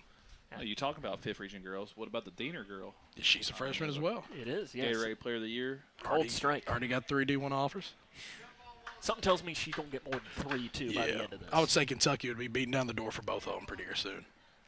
I think both have been on visits, I think, too. Kentucky as well. 3 balls, 1 strike, 1 out here in the 4th. Armstrong delivers the pitch, and it's in there for a called strike. Fighting back from a 3-0 hole is Armstrong. Sam, how much do you like Cincinnati Bearcat basketball? Do you care for it at all? No, Kentucky. No, Kentucky. Good. Yeah. Speaking of that, I know that on Sunday there was a pretty big basketball game that happened, right, Brett? Outside, and that'll walk runners on first and second. Ooh, collision at second base there. Pretty good. What game Sunday?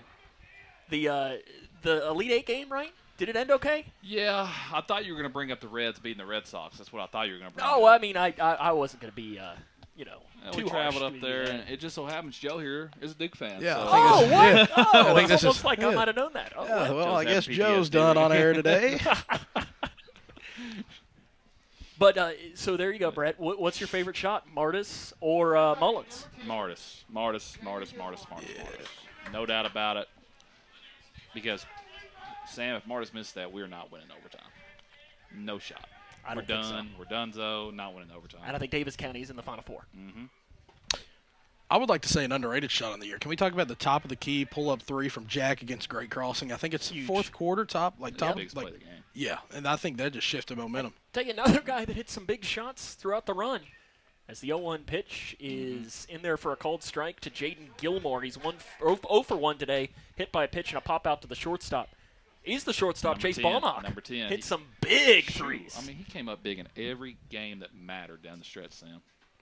Pitch misses high, pops off the glove of Rogers, and the runners will advance 90 feet. Chase was a kid that he didn't play as much at the start of the year, but, man, he really started to earn all the minutes he got. And he played a lot down the stretch, especially in second halves. Just seemed like we had foul trouble in all those big games, and Chase always came in and kind of righted the ship or got us going. 1-2 pitch, popped off right side, and it'll go out of play. You know, Steven and I were saying that you could have made an argument that he should have been on the all-tournament team. For sure. Especially in the region. Yeah. I mean, Can we talk about the Meade County sequence? Yeah. Yeah. sequence of the year. Reverse, a little up and under on Hayden Schaus. Full court bounce pass. 1-2 pitch as the infield comes in, Good swing and a miss, and it's fielded cleanly behind the dish, and that's a strikeout for Brody For Armstrong. a kid that hasn't thrown in 4 or 5 years, he's got a lot of break on his breaking balls. You could get a hit off of him, no question. No. My hand-eye coordination, not very good. I think we need to see you get in the box against him here. Yeah, I think I would. I think we put some. Last time we put money on something, he beat me one-on-one. I had to buy him McDonald's, but Hard ground ball. Bonnock on the That's high easy bounce, play for grabs him. it, Got it. and that is the inning. Nice. Stranding 2 runners in scoring position. Get out of North that Hardin, jam. though, does add 2 runs, and it is 8-1. The Trojans are on top as we head to the bottom of the 4th, as this is Cougar Baseball on K105.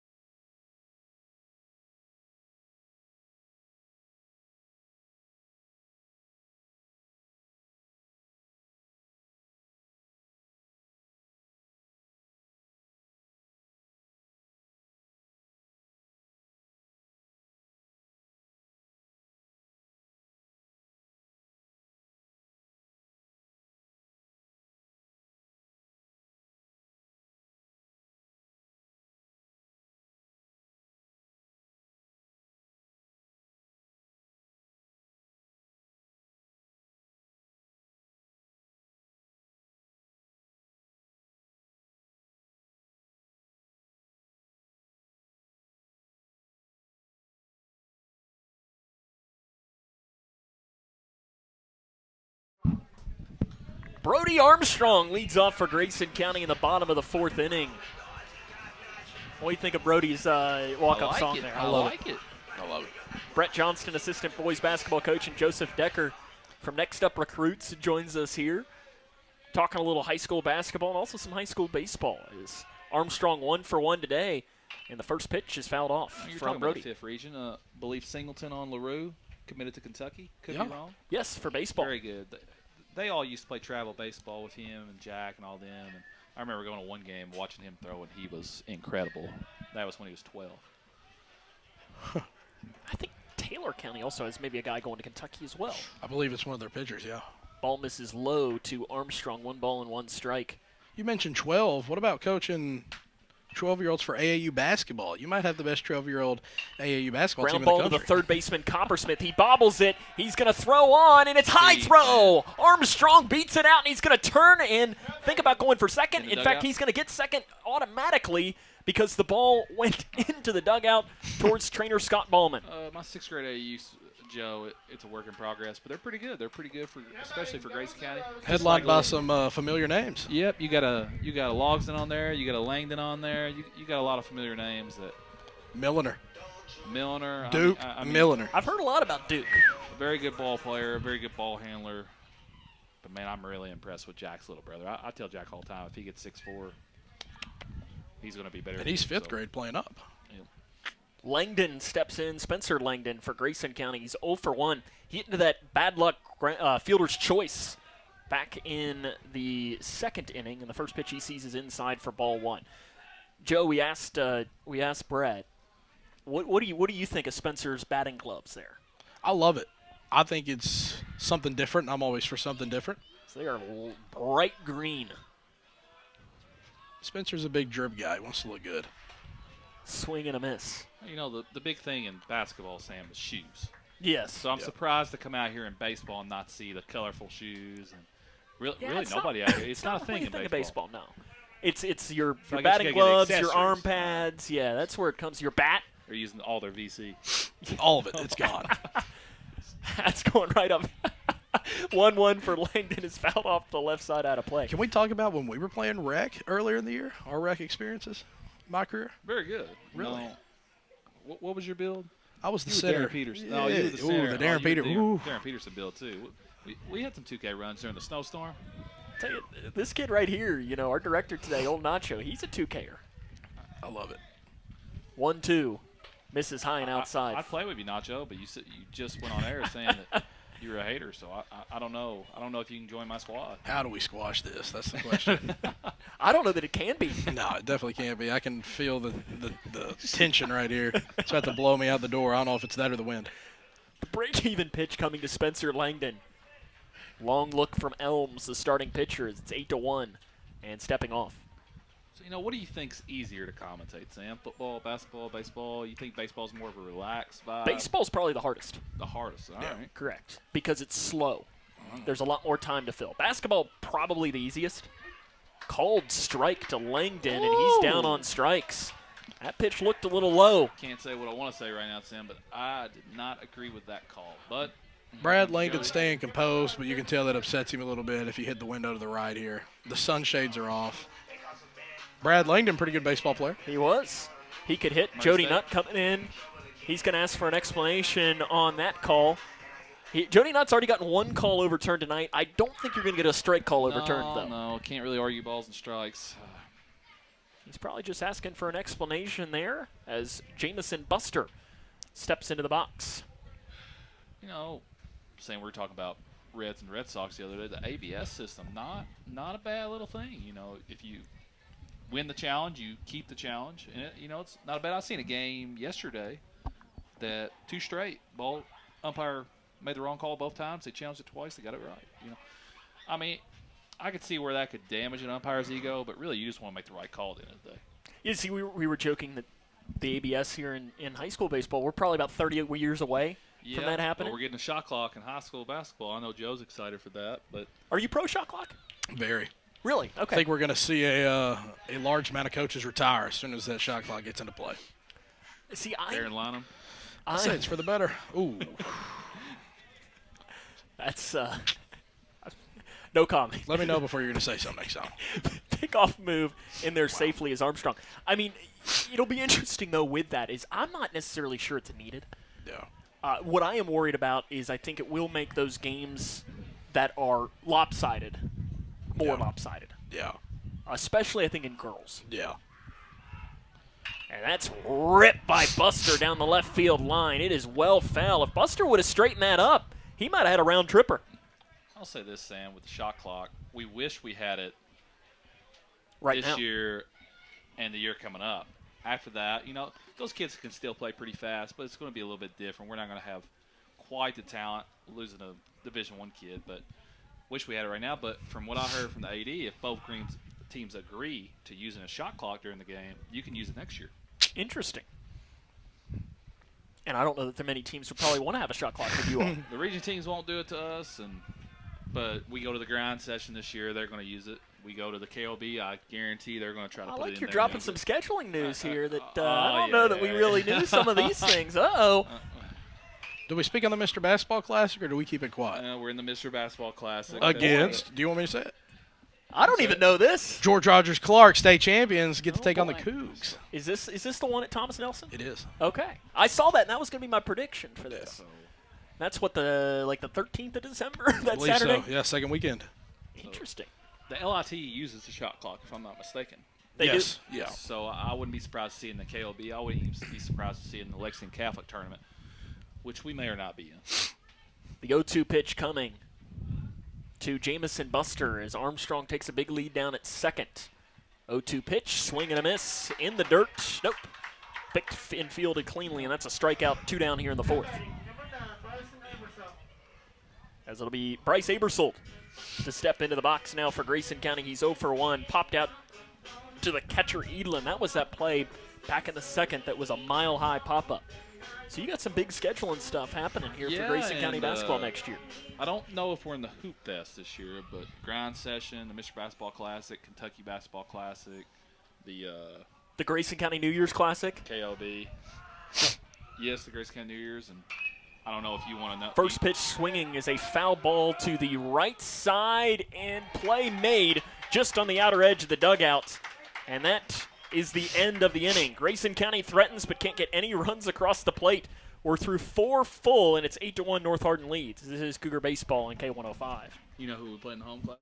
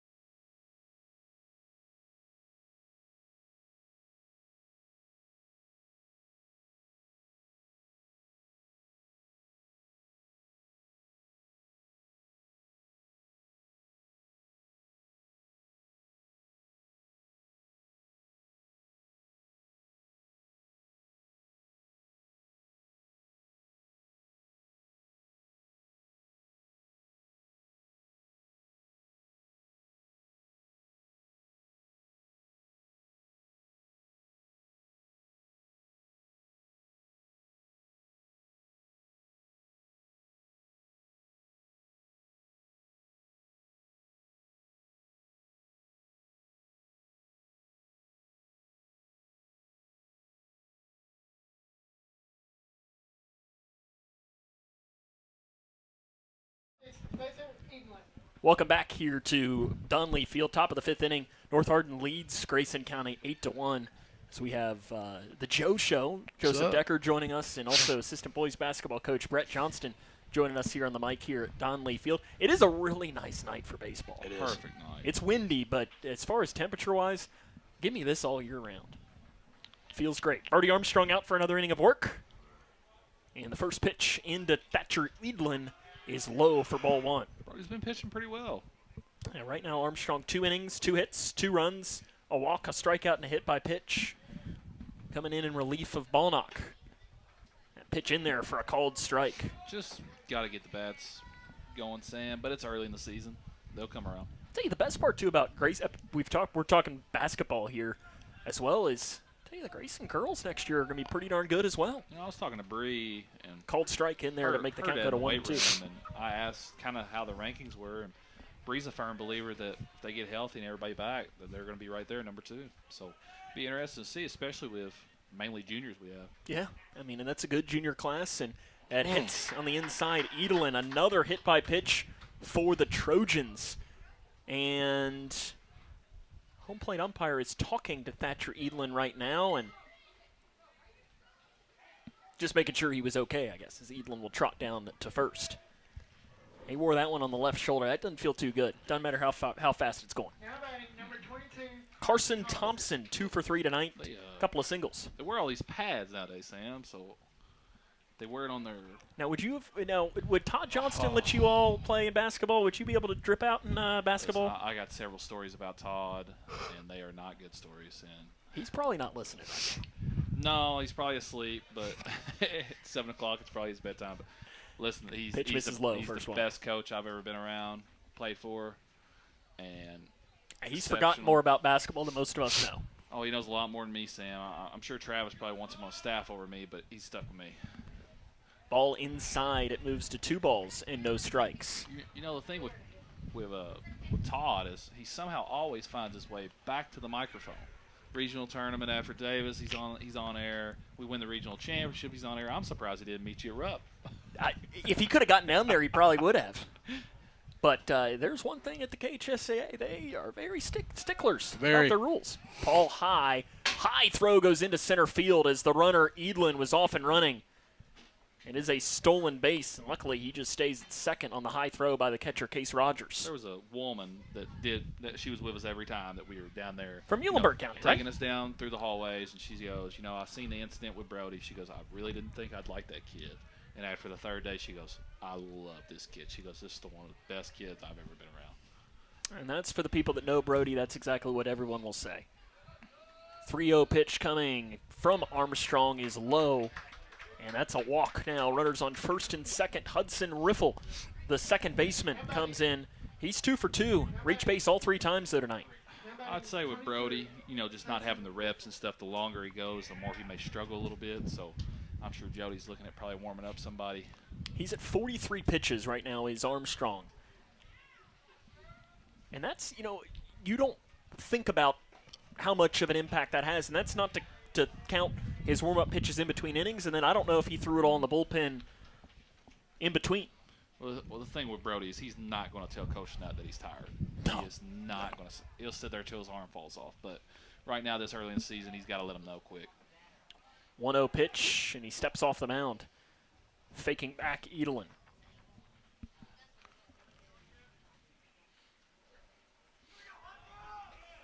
One ball, no strikes. To Riffle.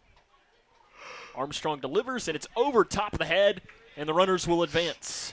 Just missing his spots right now. A little bit wild with his location. Like I said, I think really, Sam, that's just really got to do with fatigue and a little amped up, probably too. I said, and then you're trying to place it, and you're just not hitting spots. Start struggling a little bit, then it kind of compounds. Here's some good news. Grayson County softball has won today, 6-4 against Owensboro. Good for them. Picking up a region win, their second region win of the year. There's a swing and a miss on the low pitch to Hudson Riffle. So good job to the Lady Cougars. 6-4 win against Owensboro tonight. We'll be seeing the Lady Cougars the first Monday after spring break. Sam, what's your plans for spring break? There's a pitch in there for a called strike. Probably just take it easy, Yeah. It's been a long last few weeks. Yeah, it's what happens when these guys keep winning over here. It's crazy. I don't mind it. It was a fun trip, but it was a long couple of days. There's a strikeout. Armstrong gets Riffle down on strikes, and DeMarcus Brown will be the new hitter. He is 0 for 0 today. out on a sacrifice fly and has been hit twice. As we got a mound visit now coming out. Probably just going out there to check on him, see how he feels. Well, no. And that might be it for Brody Armstrong. Looks like we are going to have a pitching change, and there's going to be a whole lot of defensive alignment changes as well. We'll let you know who the new pitcher is after this, as Grayson County has an 8-1 deficit in the top of the fifth inning, as this is Cougar Baseball on K105.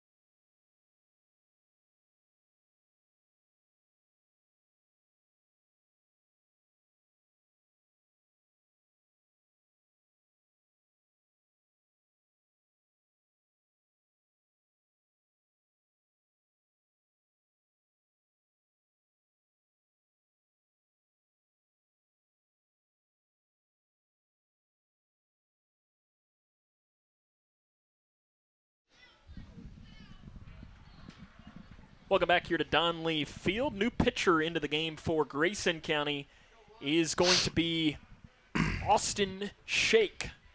For Shake, it'll be his third game of the season. He's pitched in 2 innings, allowed 4 earned runs, a strikeout, and a couple of walks. He'll be facing DeMarcus Brown, who again, 0 for 0, but has done stuff with a bat every single time, and he swings and misses at the first pitch from Shake. Runners on second and third. North Hardin leads the game 8-1. As assistant boys basketball coach Brett Johnston and Joseph Decker as well join us here in the booth. It's been fun, guys. Glad you all have joined it. And that's swung and ripped into center field. Zach Snyder right there on top of it, coming in to tag and score. Ball cut off. Napier has it, and just waiting for the lead runner, Thompson. He's out at third. That's a double play, but the run does score, and it is 9-1 North Hardin as we head to the bottom of the fifth inning, as this is Cougar Baseball on K105.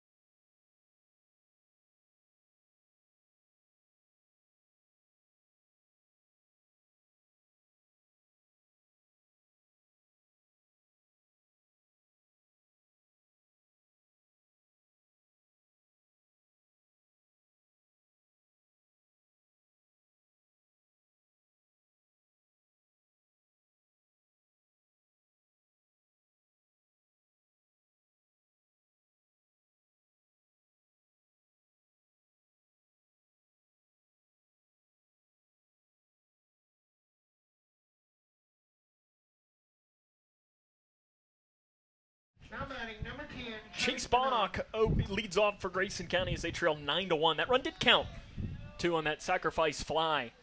Umpire made sure to let us know in the half inning. Want to give a shout out to Brett Johnson and Joseph Decker for joining us there for a couple of innings, talking a little basketball. And the first pitch to Bonnock is inside for ball one. As Sawyer Elms today has gone 4 innings, allowed 5 hits, an earned run, a walk, and 4 strikeouts today. Talking a little basketball, you learned a little bit about some of the basketball schedule things that are coming for the Cougars coming up as the pitch misses outside. 2 balls and no strikes. Now we're back to full-on baseball. Again, shout out to the Lady Cougars softball team. They won today against Owensboro 6-4. Just misses outside, and Bonnock ahead in the count 3-0 now hitting, trying to get an early runner on base. Trying to complete a comeback in this game. Pitch coming is in there for a cold strike on the 3-0.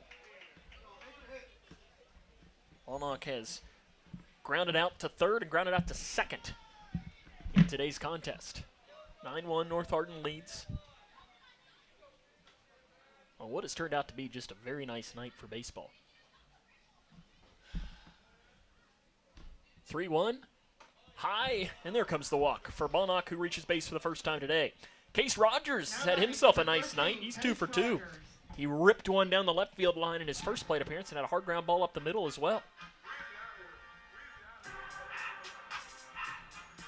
Rogers raising that batting average.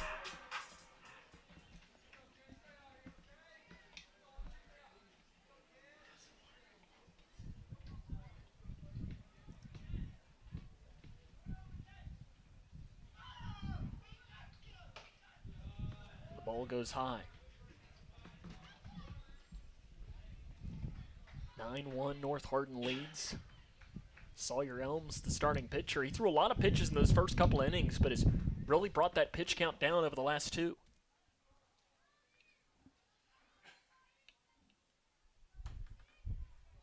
And that just misses. That strike zone's tightened up some over these last couple of innings. Home plate umpire said it was outside on that last one. 2-0 pitch coming. Popped straight up in the infield. First baseman Thompson calls it and grabs it. And there's the first out of the bottom of the 5th inning. Jake Bradger 1 for 2. Base hit and a ground out.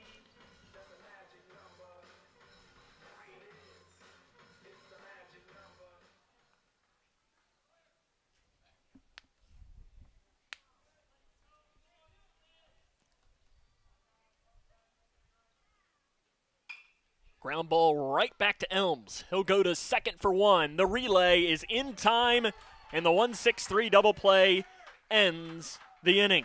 We head to the 6th. North Hardin leads Grayson County 9-1. This is Cougar Baseball on K105.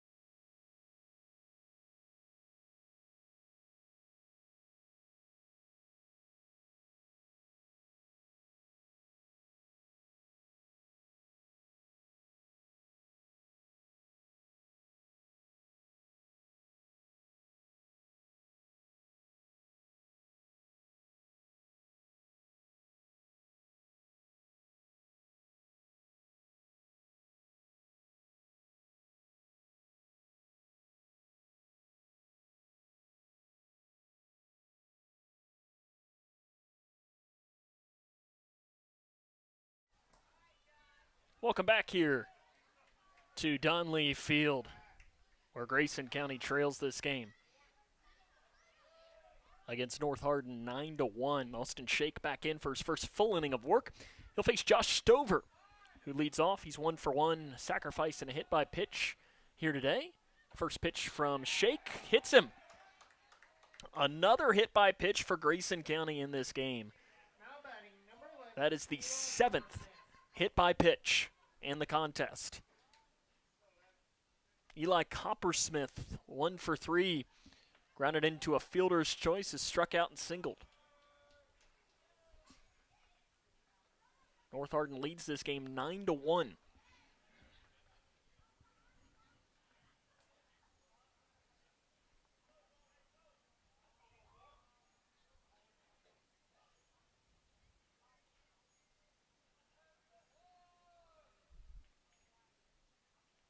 And Shake delivers a pitch that's high for ball 1. Shake, one of the seniors on this Grayson County team. He's been around the program for a long time as well and has earned his right to get out there and pitch. He's got his little brother Aaron on the team as well. 1-0 is a fly ball sawed off into right field. Abersold goes in and he can't make the play. The wind got a track on that one. Throw to second, just barely in there is Stover as Bonnock made a nice attempt to try and put the tag down. That's one of those that I think I'm going to call that a base hit.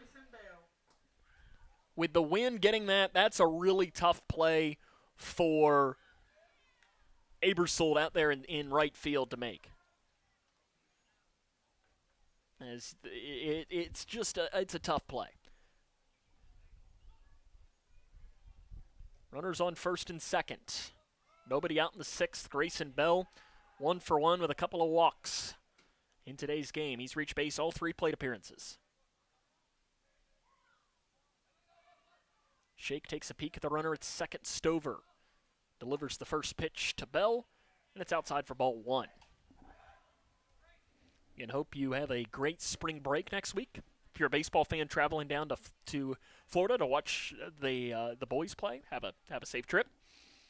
And if you are a softball fan, enjoy your week off. I know that Coach Rack took the week off, showing bunt, and it's a beautiful one down the third base line. Nobody is there, and that is an infield bunt hit, and the bases are loaded with nobody out.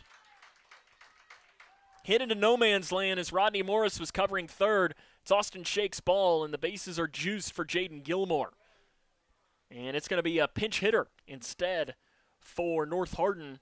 The pinch hitter will be Clayton Shearer. 1 for 4 this year with a RBI. His first plate appearance of the season, of this game rather. A senior coming in, he will hit for Elmore.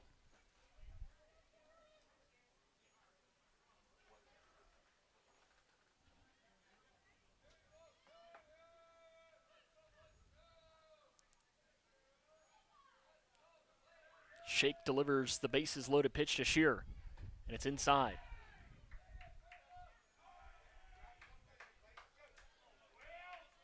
North Hardin trying to get into a potential for a run rule area here.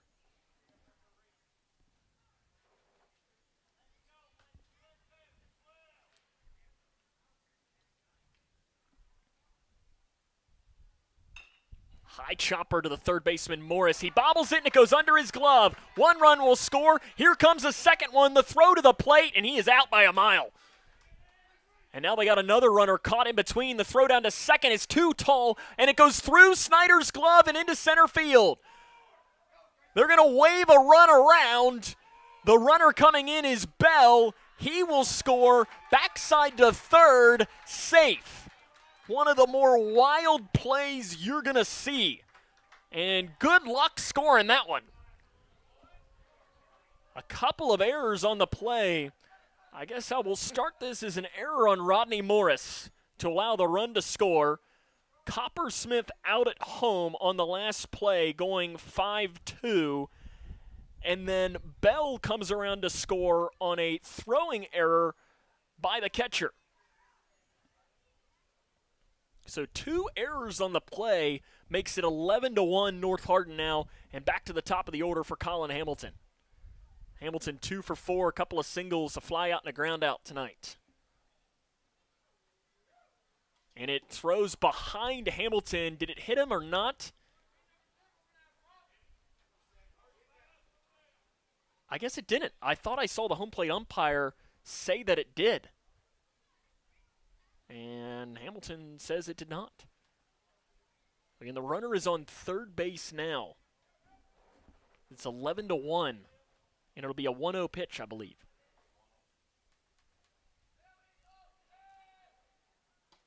Outside from Shake. 2 balls, no strikes. 1 down here in the 6th inning on a wild play.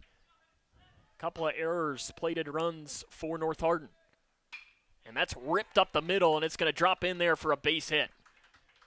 Coming in to score Shearer, and it is 12-1. North Hardin now leads Grayson County in the 6th inning. Thatcher Edlin. Now batting number 6, Thatcher Edlin. Edlin 0 for 2 today. Does have a sacrifice. And has reached base via the hit by pitch as well.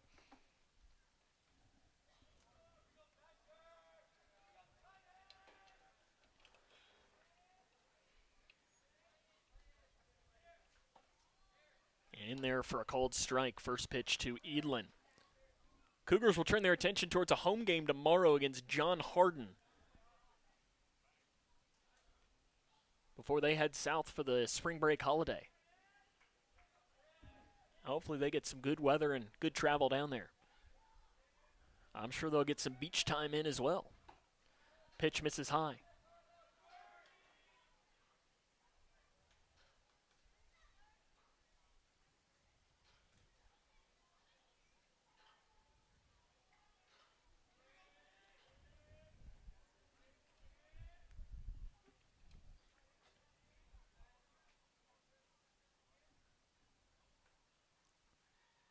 Shake throws over top the head of Edlin, and the count will go to 2 balls and 1 strike.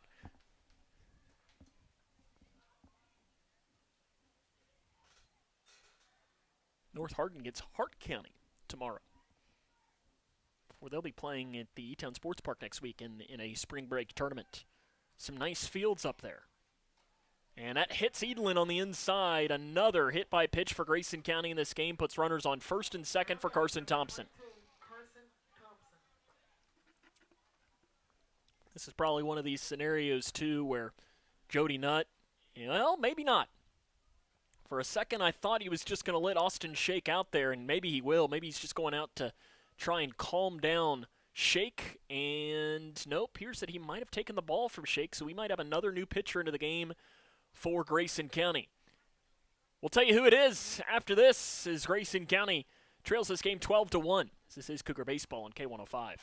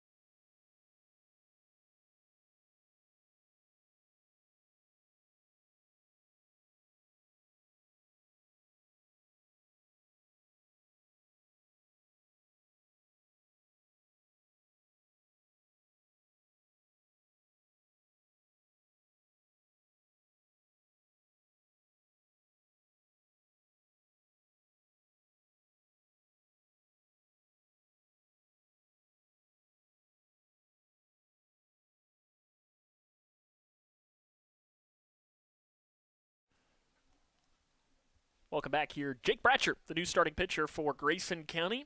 Bratcher's 4th game. He's pitched 3 total innings here this season. 4 strikeouts and 4 walks. And the first pitch swing is a fly ball left field. Armstrong has it read. 1 pitch, 1 out for the second out of the inning here in the top half of the 6th as North Hardin leads 12-1. Give a shout out to our K105 Digital Productions crew tonight. We got Zach the Sleeper Jack out running camera for you tonight, and Owen Nacho Embry, as you heard.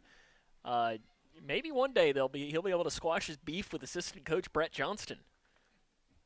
There is definitely some beef happening there. I don't know where it started, but it happened. And pitch misses high. I mean, it was wild. You know, you heard earlier that Brett was even potentially going to play Nacho in some 2K. Might have been a fun game to watch, but nope, not anymore.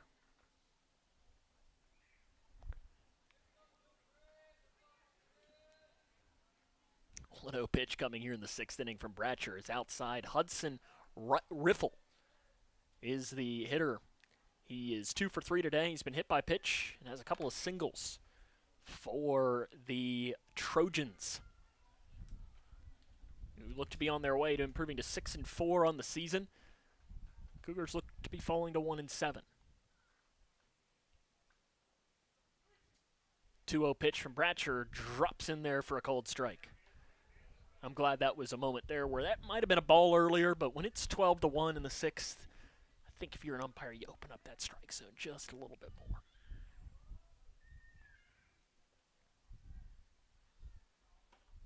Bratcher gets another one in there for a cold strike, goes back to that breaking pitch.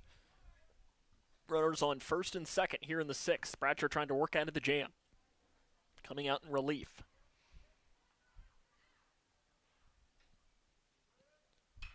And it's popped off out of play.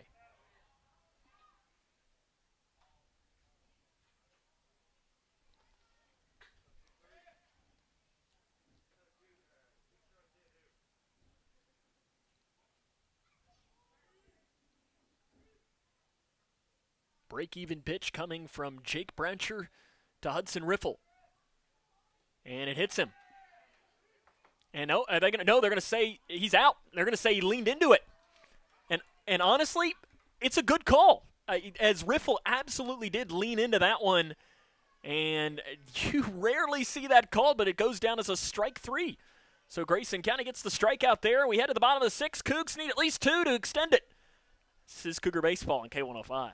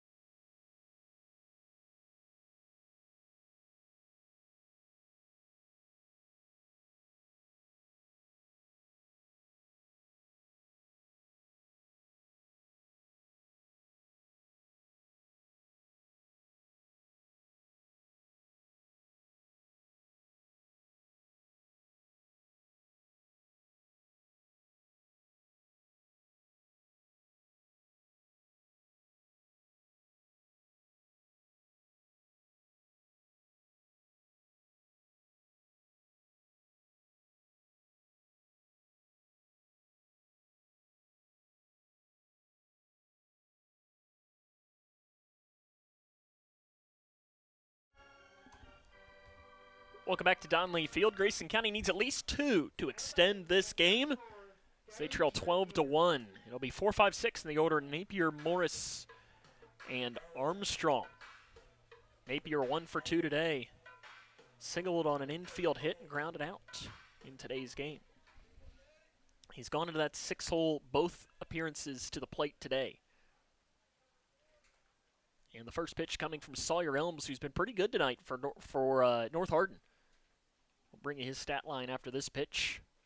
And it's inside for ball 1. Elms gone 5 innings, 5 hits, 1 run, 2 walks, and 4 strikeouts. Also had a pickoff as well. Napier watches the pitch low in the dirt.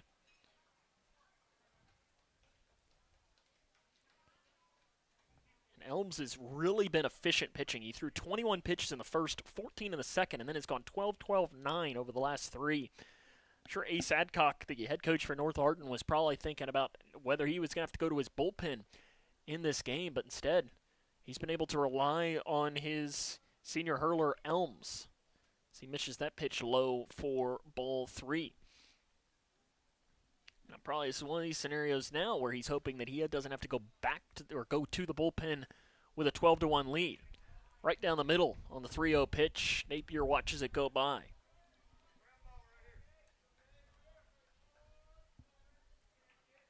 Playing Napier very deep in center field is the center fielder Brown. And Napier fouls it off the mask of the umpire. Appears he is okay. And that'll make the count go full. And Jody Nutt yells down and says, "You okay, Blue?" And I like it, Gage Napier going to talk with Jody Nutt for a second, and the umpire says, "I don't need it." He's probably saying, "I don't get paid by the hour, I get paid by the game." He says, "Let's get this game on the road." 3-2 pitch coming. And Napier skies one, and that'll be out of play. Hopefully nobody parked over to the right side. That's why I park far away here. I'm not going to wear one. 3-2 to Napier. Fouled off again. That one goes behind the plate, as it almost went over the top of the net. And if it went over top of the net, that'd have been a dangerous one, because there's some cars parked right behind. In fact, there's some cars leaving the game as well right now that might have been driving and all of a sudden had a baseball to the windshield. Napier works a walk, pitch high and inside. The leadoff runner is on as the Cougars try to start their comeback here in the bottom of the 6th inning. They need at least 2 to extend the game, as Edelin's going to go out and talk with Elms right now. It's probably a conversation, too, asking how you feeling. We're going to have a pinch hitter as well for Grayson County. It'll be Kaysen Burden to pinch hit for the Cougars.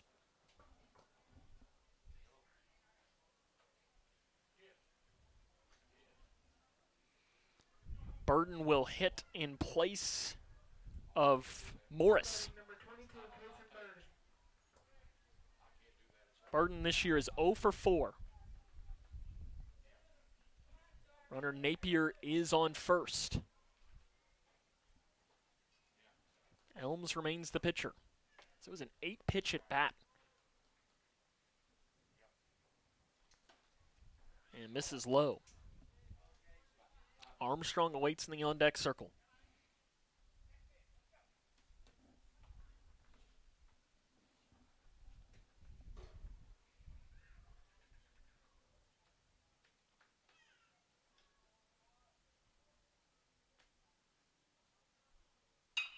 That's a base hit into left field. Burden puts a charge into that. And Grayson County now has runners on first and second with nobody out here in the 6th inning. And that might be it, as Ace Adcock, the head coach for North Hardin, he calls time. He's been the head coach since 2010. He's going to come out and have a conversation with his starting pitcher, Sawyer Elms. And this will be a pitching change. We'll have a new pitcher. We'll let you know who it is when we come back, as Grayson County trails this game 12-1. As this is Cougar Baseball on K105.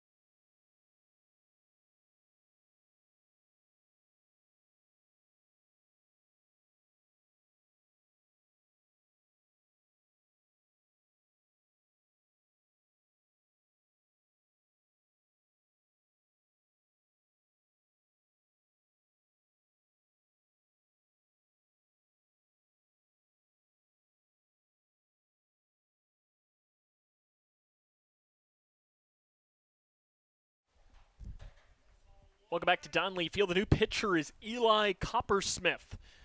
Coppersmith will be his 5th game. He's a record of 1-0, does have a save.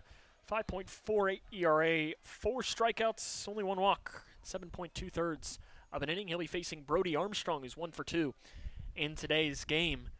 Reached on an error as well and nearly hits him on the inside. So the wind is really picked up here now over the last minute or two.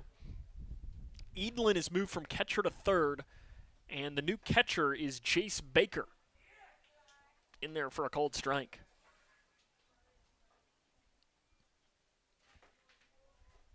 As leaving the game was the starting pitcher. Swing and a miss. And it goes to 1-2. Sawyer Elms does the 2 runners on base are his responsibility right now. And the Cougars would need both of them to score to extend this game, and Armstrong is down on strikes. That last swing was one of, he kind of showed off that he hadn't played baseball in a little bit of time. The left-handed hitting Spencer Langdon. He's struck out and grounded out in today's game. Trying to extend this game as Langdon fouls it off. Runner Napier is at second. Burton, the runner down at first.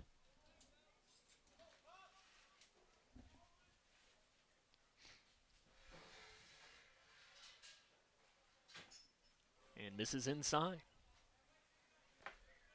Cougars hosting John Hardin here at Donley Field tomorrow. I'm sure they'd appreciate you to come out and join them if you would like something to do on a Friday night. Get some cheap concession food and buy your tickets online on GoFan as well. Swing and a miss at a pitch low.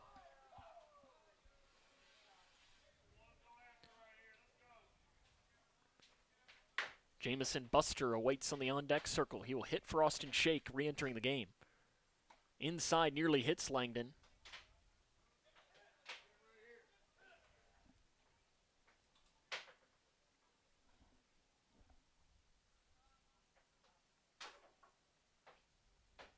And the break even to Langdon. He'll go down on strikes. Cougars are down to their final out. And it'll be Jamison Buster to hit for Grayson.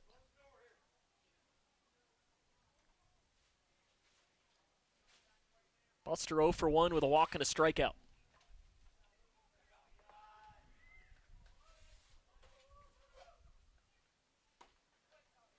And a cold strike low and outside. Coppersmith coming in there and pumping the zone with strikes.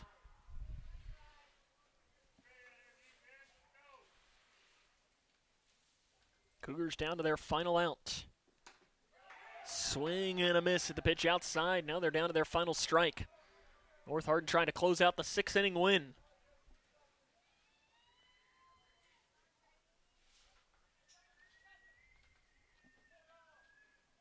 The 0-2 pops high outside. And the count goes to 1 ball and 2 strikes.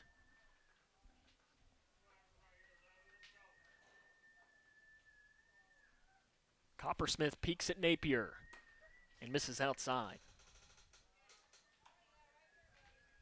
Bryce Abersold awaits on deck. Actually, no, that looks like it is maybe a pinch hitter for Grayson County on deck.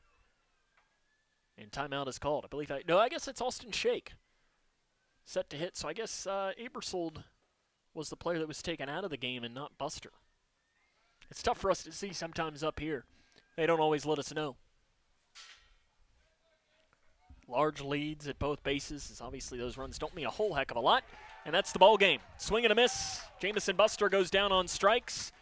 And that is the final score today. North Hardin defeats Grayson County by the final tally of 7-1. We'll come back, wrap it up after this, as this is Cougar Baseball on K105.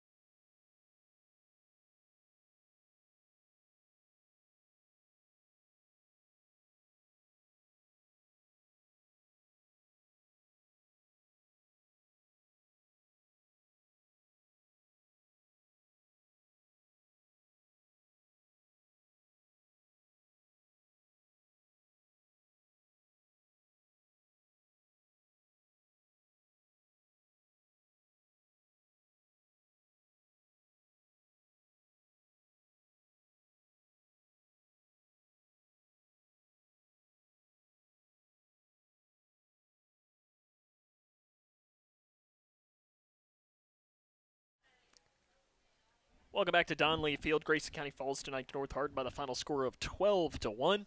Final line score for North Hardin, 12 runs on 12 hits and 2 errors. For Grayson County, 1 run on 6 hits and 2 errors.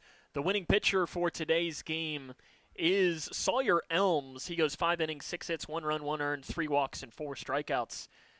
And coming in to close it out was Eli Coppersmith. He doesn't get a save, but he goes 1 inning, 3 strikeouts. He struck out all 3 of the Cougars he faced. The loss is saddled to Chase Balnock. He goes 2 innings, 7 hits, 6 runs, all earned with a walk and a strikeout. Brody Armstrong in relief went 2 1/3 with 2 hits, 3 earned runs, 2 walks, and 2 strikeouts. Austin Shake came in with an inning, 3 hits, 1 earned run, gave up 3 runs as a whole. And Jake Bradshaw did a good job coming out and throwing 2/3 of shutout ball with a strikeout in there. Cougars didn't technically get an RBI in today's game, as that lone run did score on the weird play early as Gage Napier got it. For North Hardin, 3 RBIs for Hamilton and 3 RBIs for Coppersmith, who had himself a nice day. 3 strikeouts on the mound and went 2 for 4 with 3 RBIs. So Grayson County falls in this one by the final score of 12-1 to North Hardin. As a reminder, we'll be back here on Monday of after spring break as the softball team will be on the other side of campus, takes on Ohio County. And then we'll be back with baseball, I think that next Monday, Edmonson County. So a big rivalry game, and I think we might work some stuff out. And I don't know, I even heard a rumor that maybe, we'll just let it go as to who we might have on the mic with me that night. It doesn't get much bigger than who we could pull out for that, and I think we got some other stuff coming up later in the year on some people that might be joining us on some broadcasts throughout this one. But that'll wrap us up here today. I want to thank the K105 Digital Productions crew for their hard work. Your camera operator was Zach the Sleeper Jack, and your director was Owen Nacho Embry. Maybe by the next game he'll squash his beef with assistant coach Brett Johnston. We'll find out. So for Brett Johnston and Joseph Decker, on a night where Grayson County falls 12-1 to North Hardin, this is Sam Gormley saying, so long, everyone.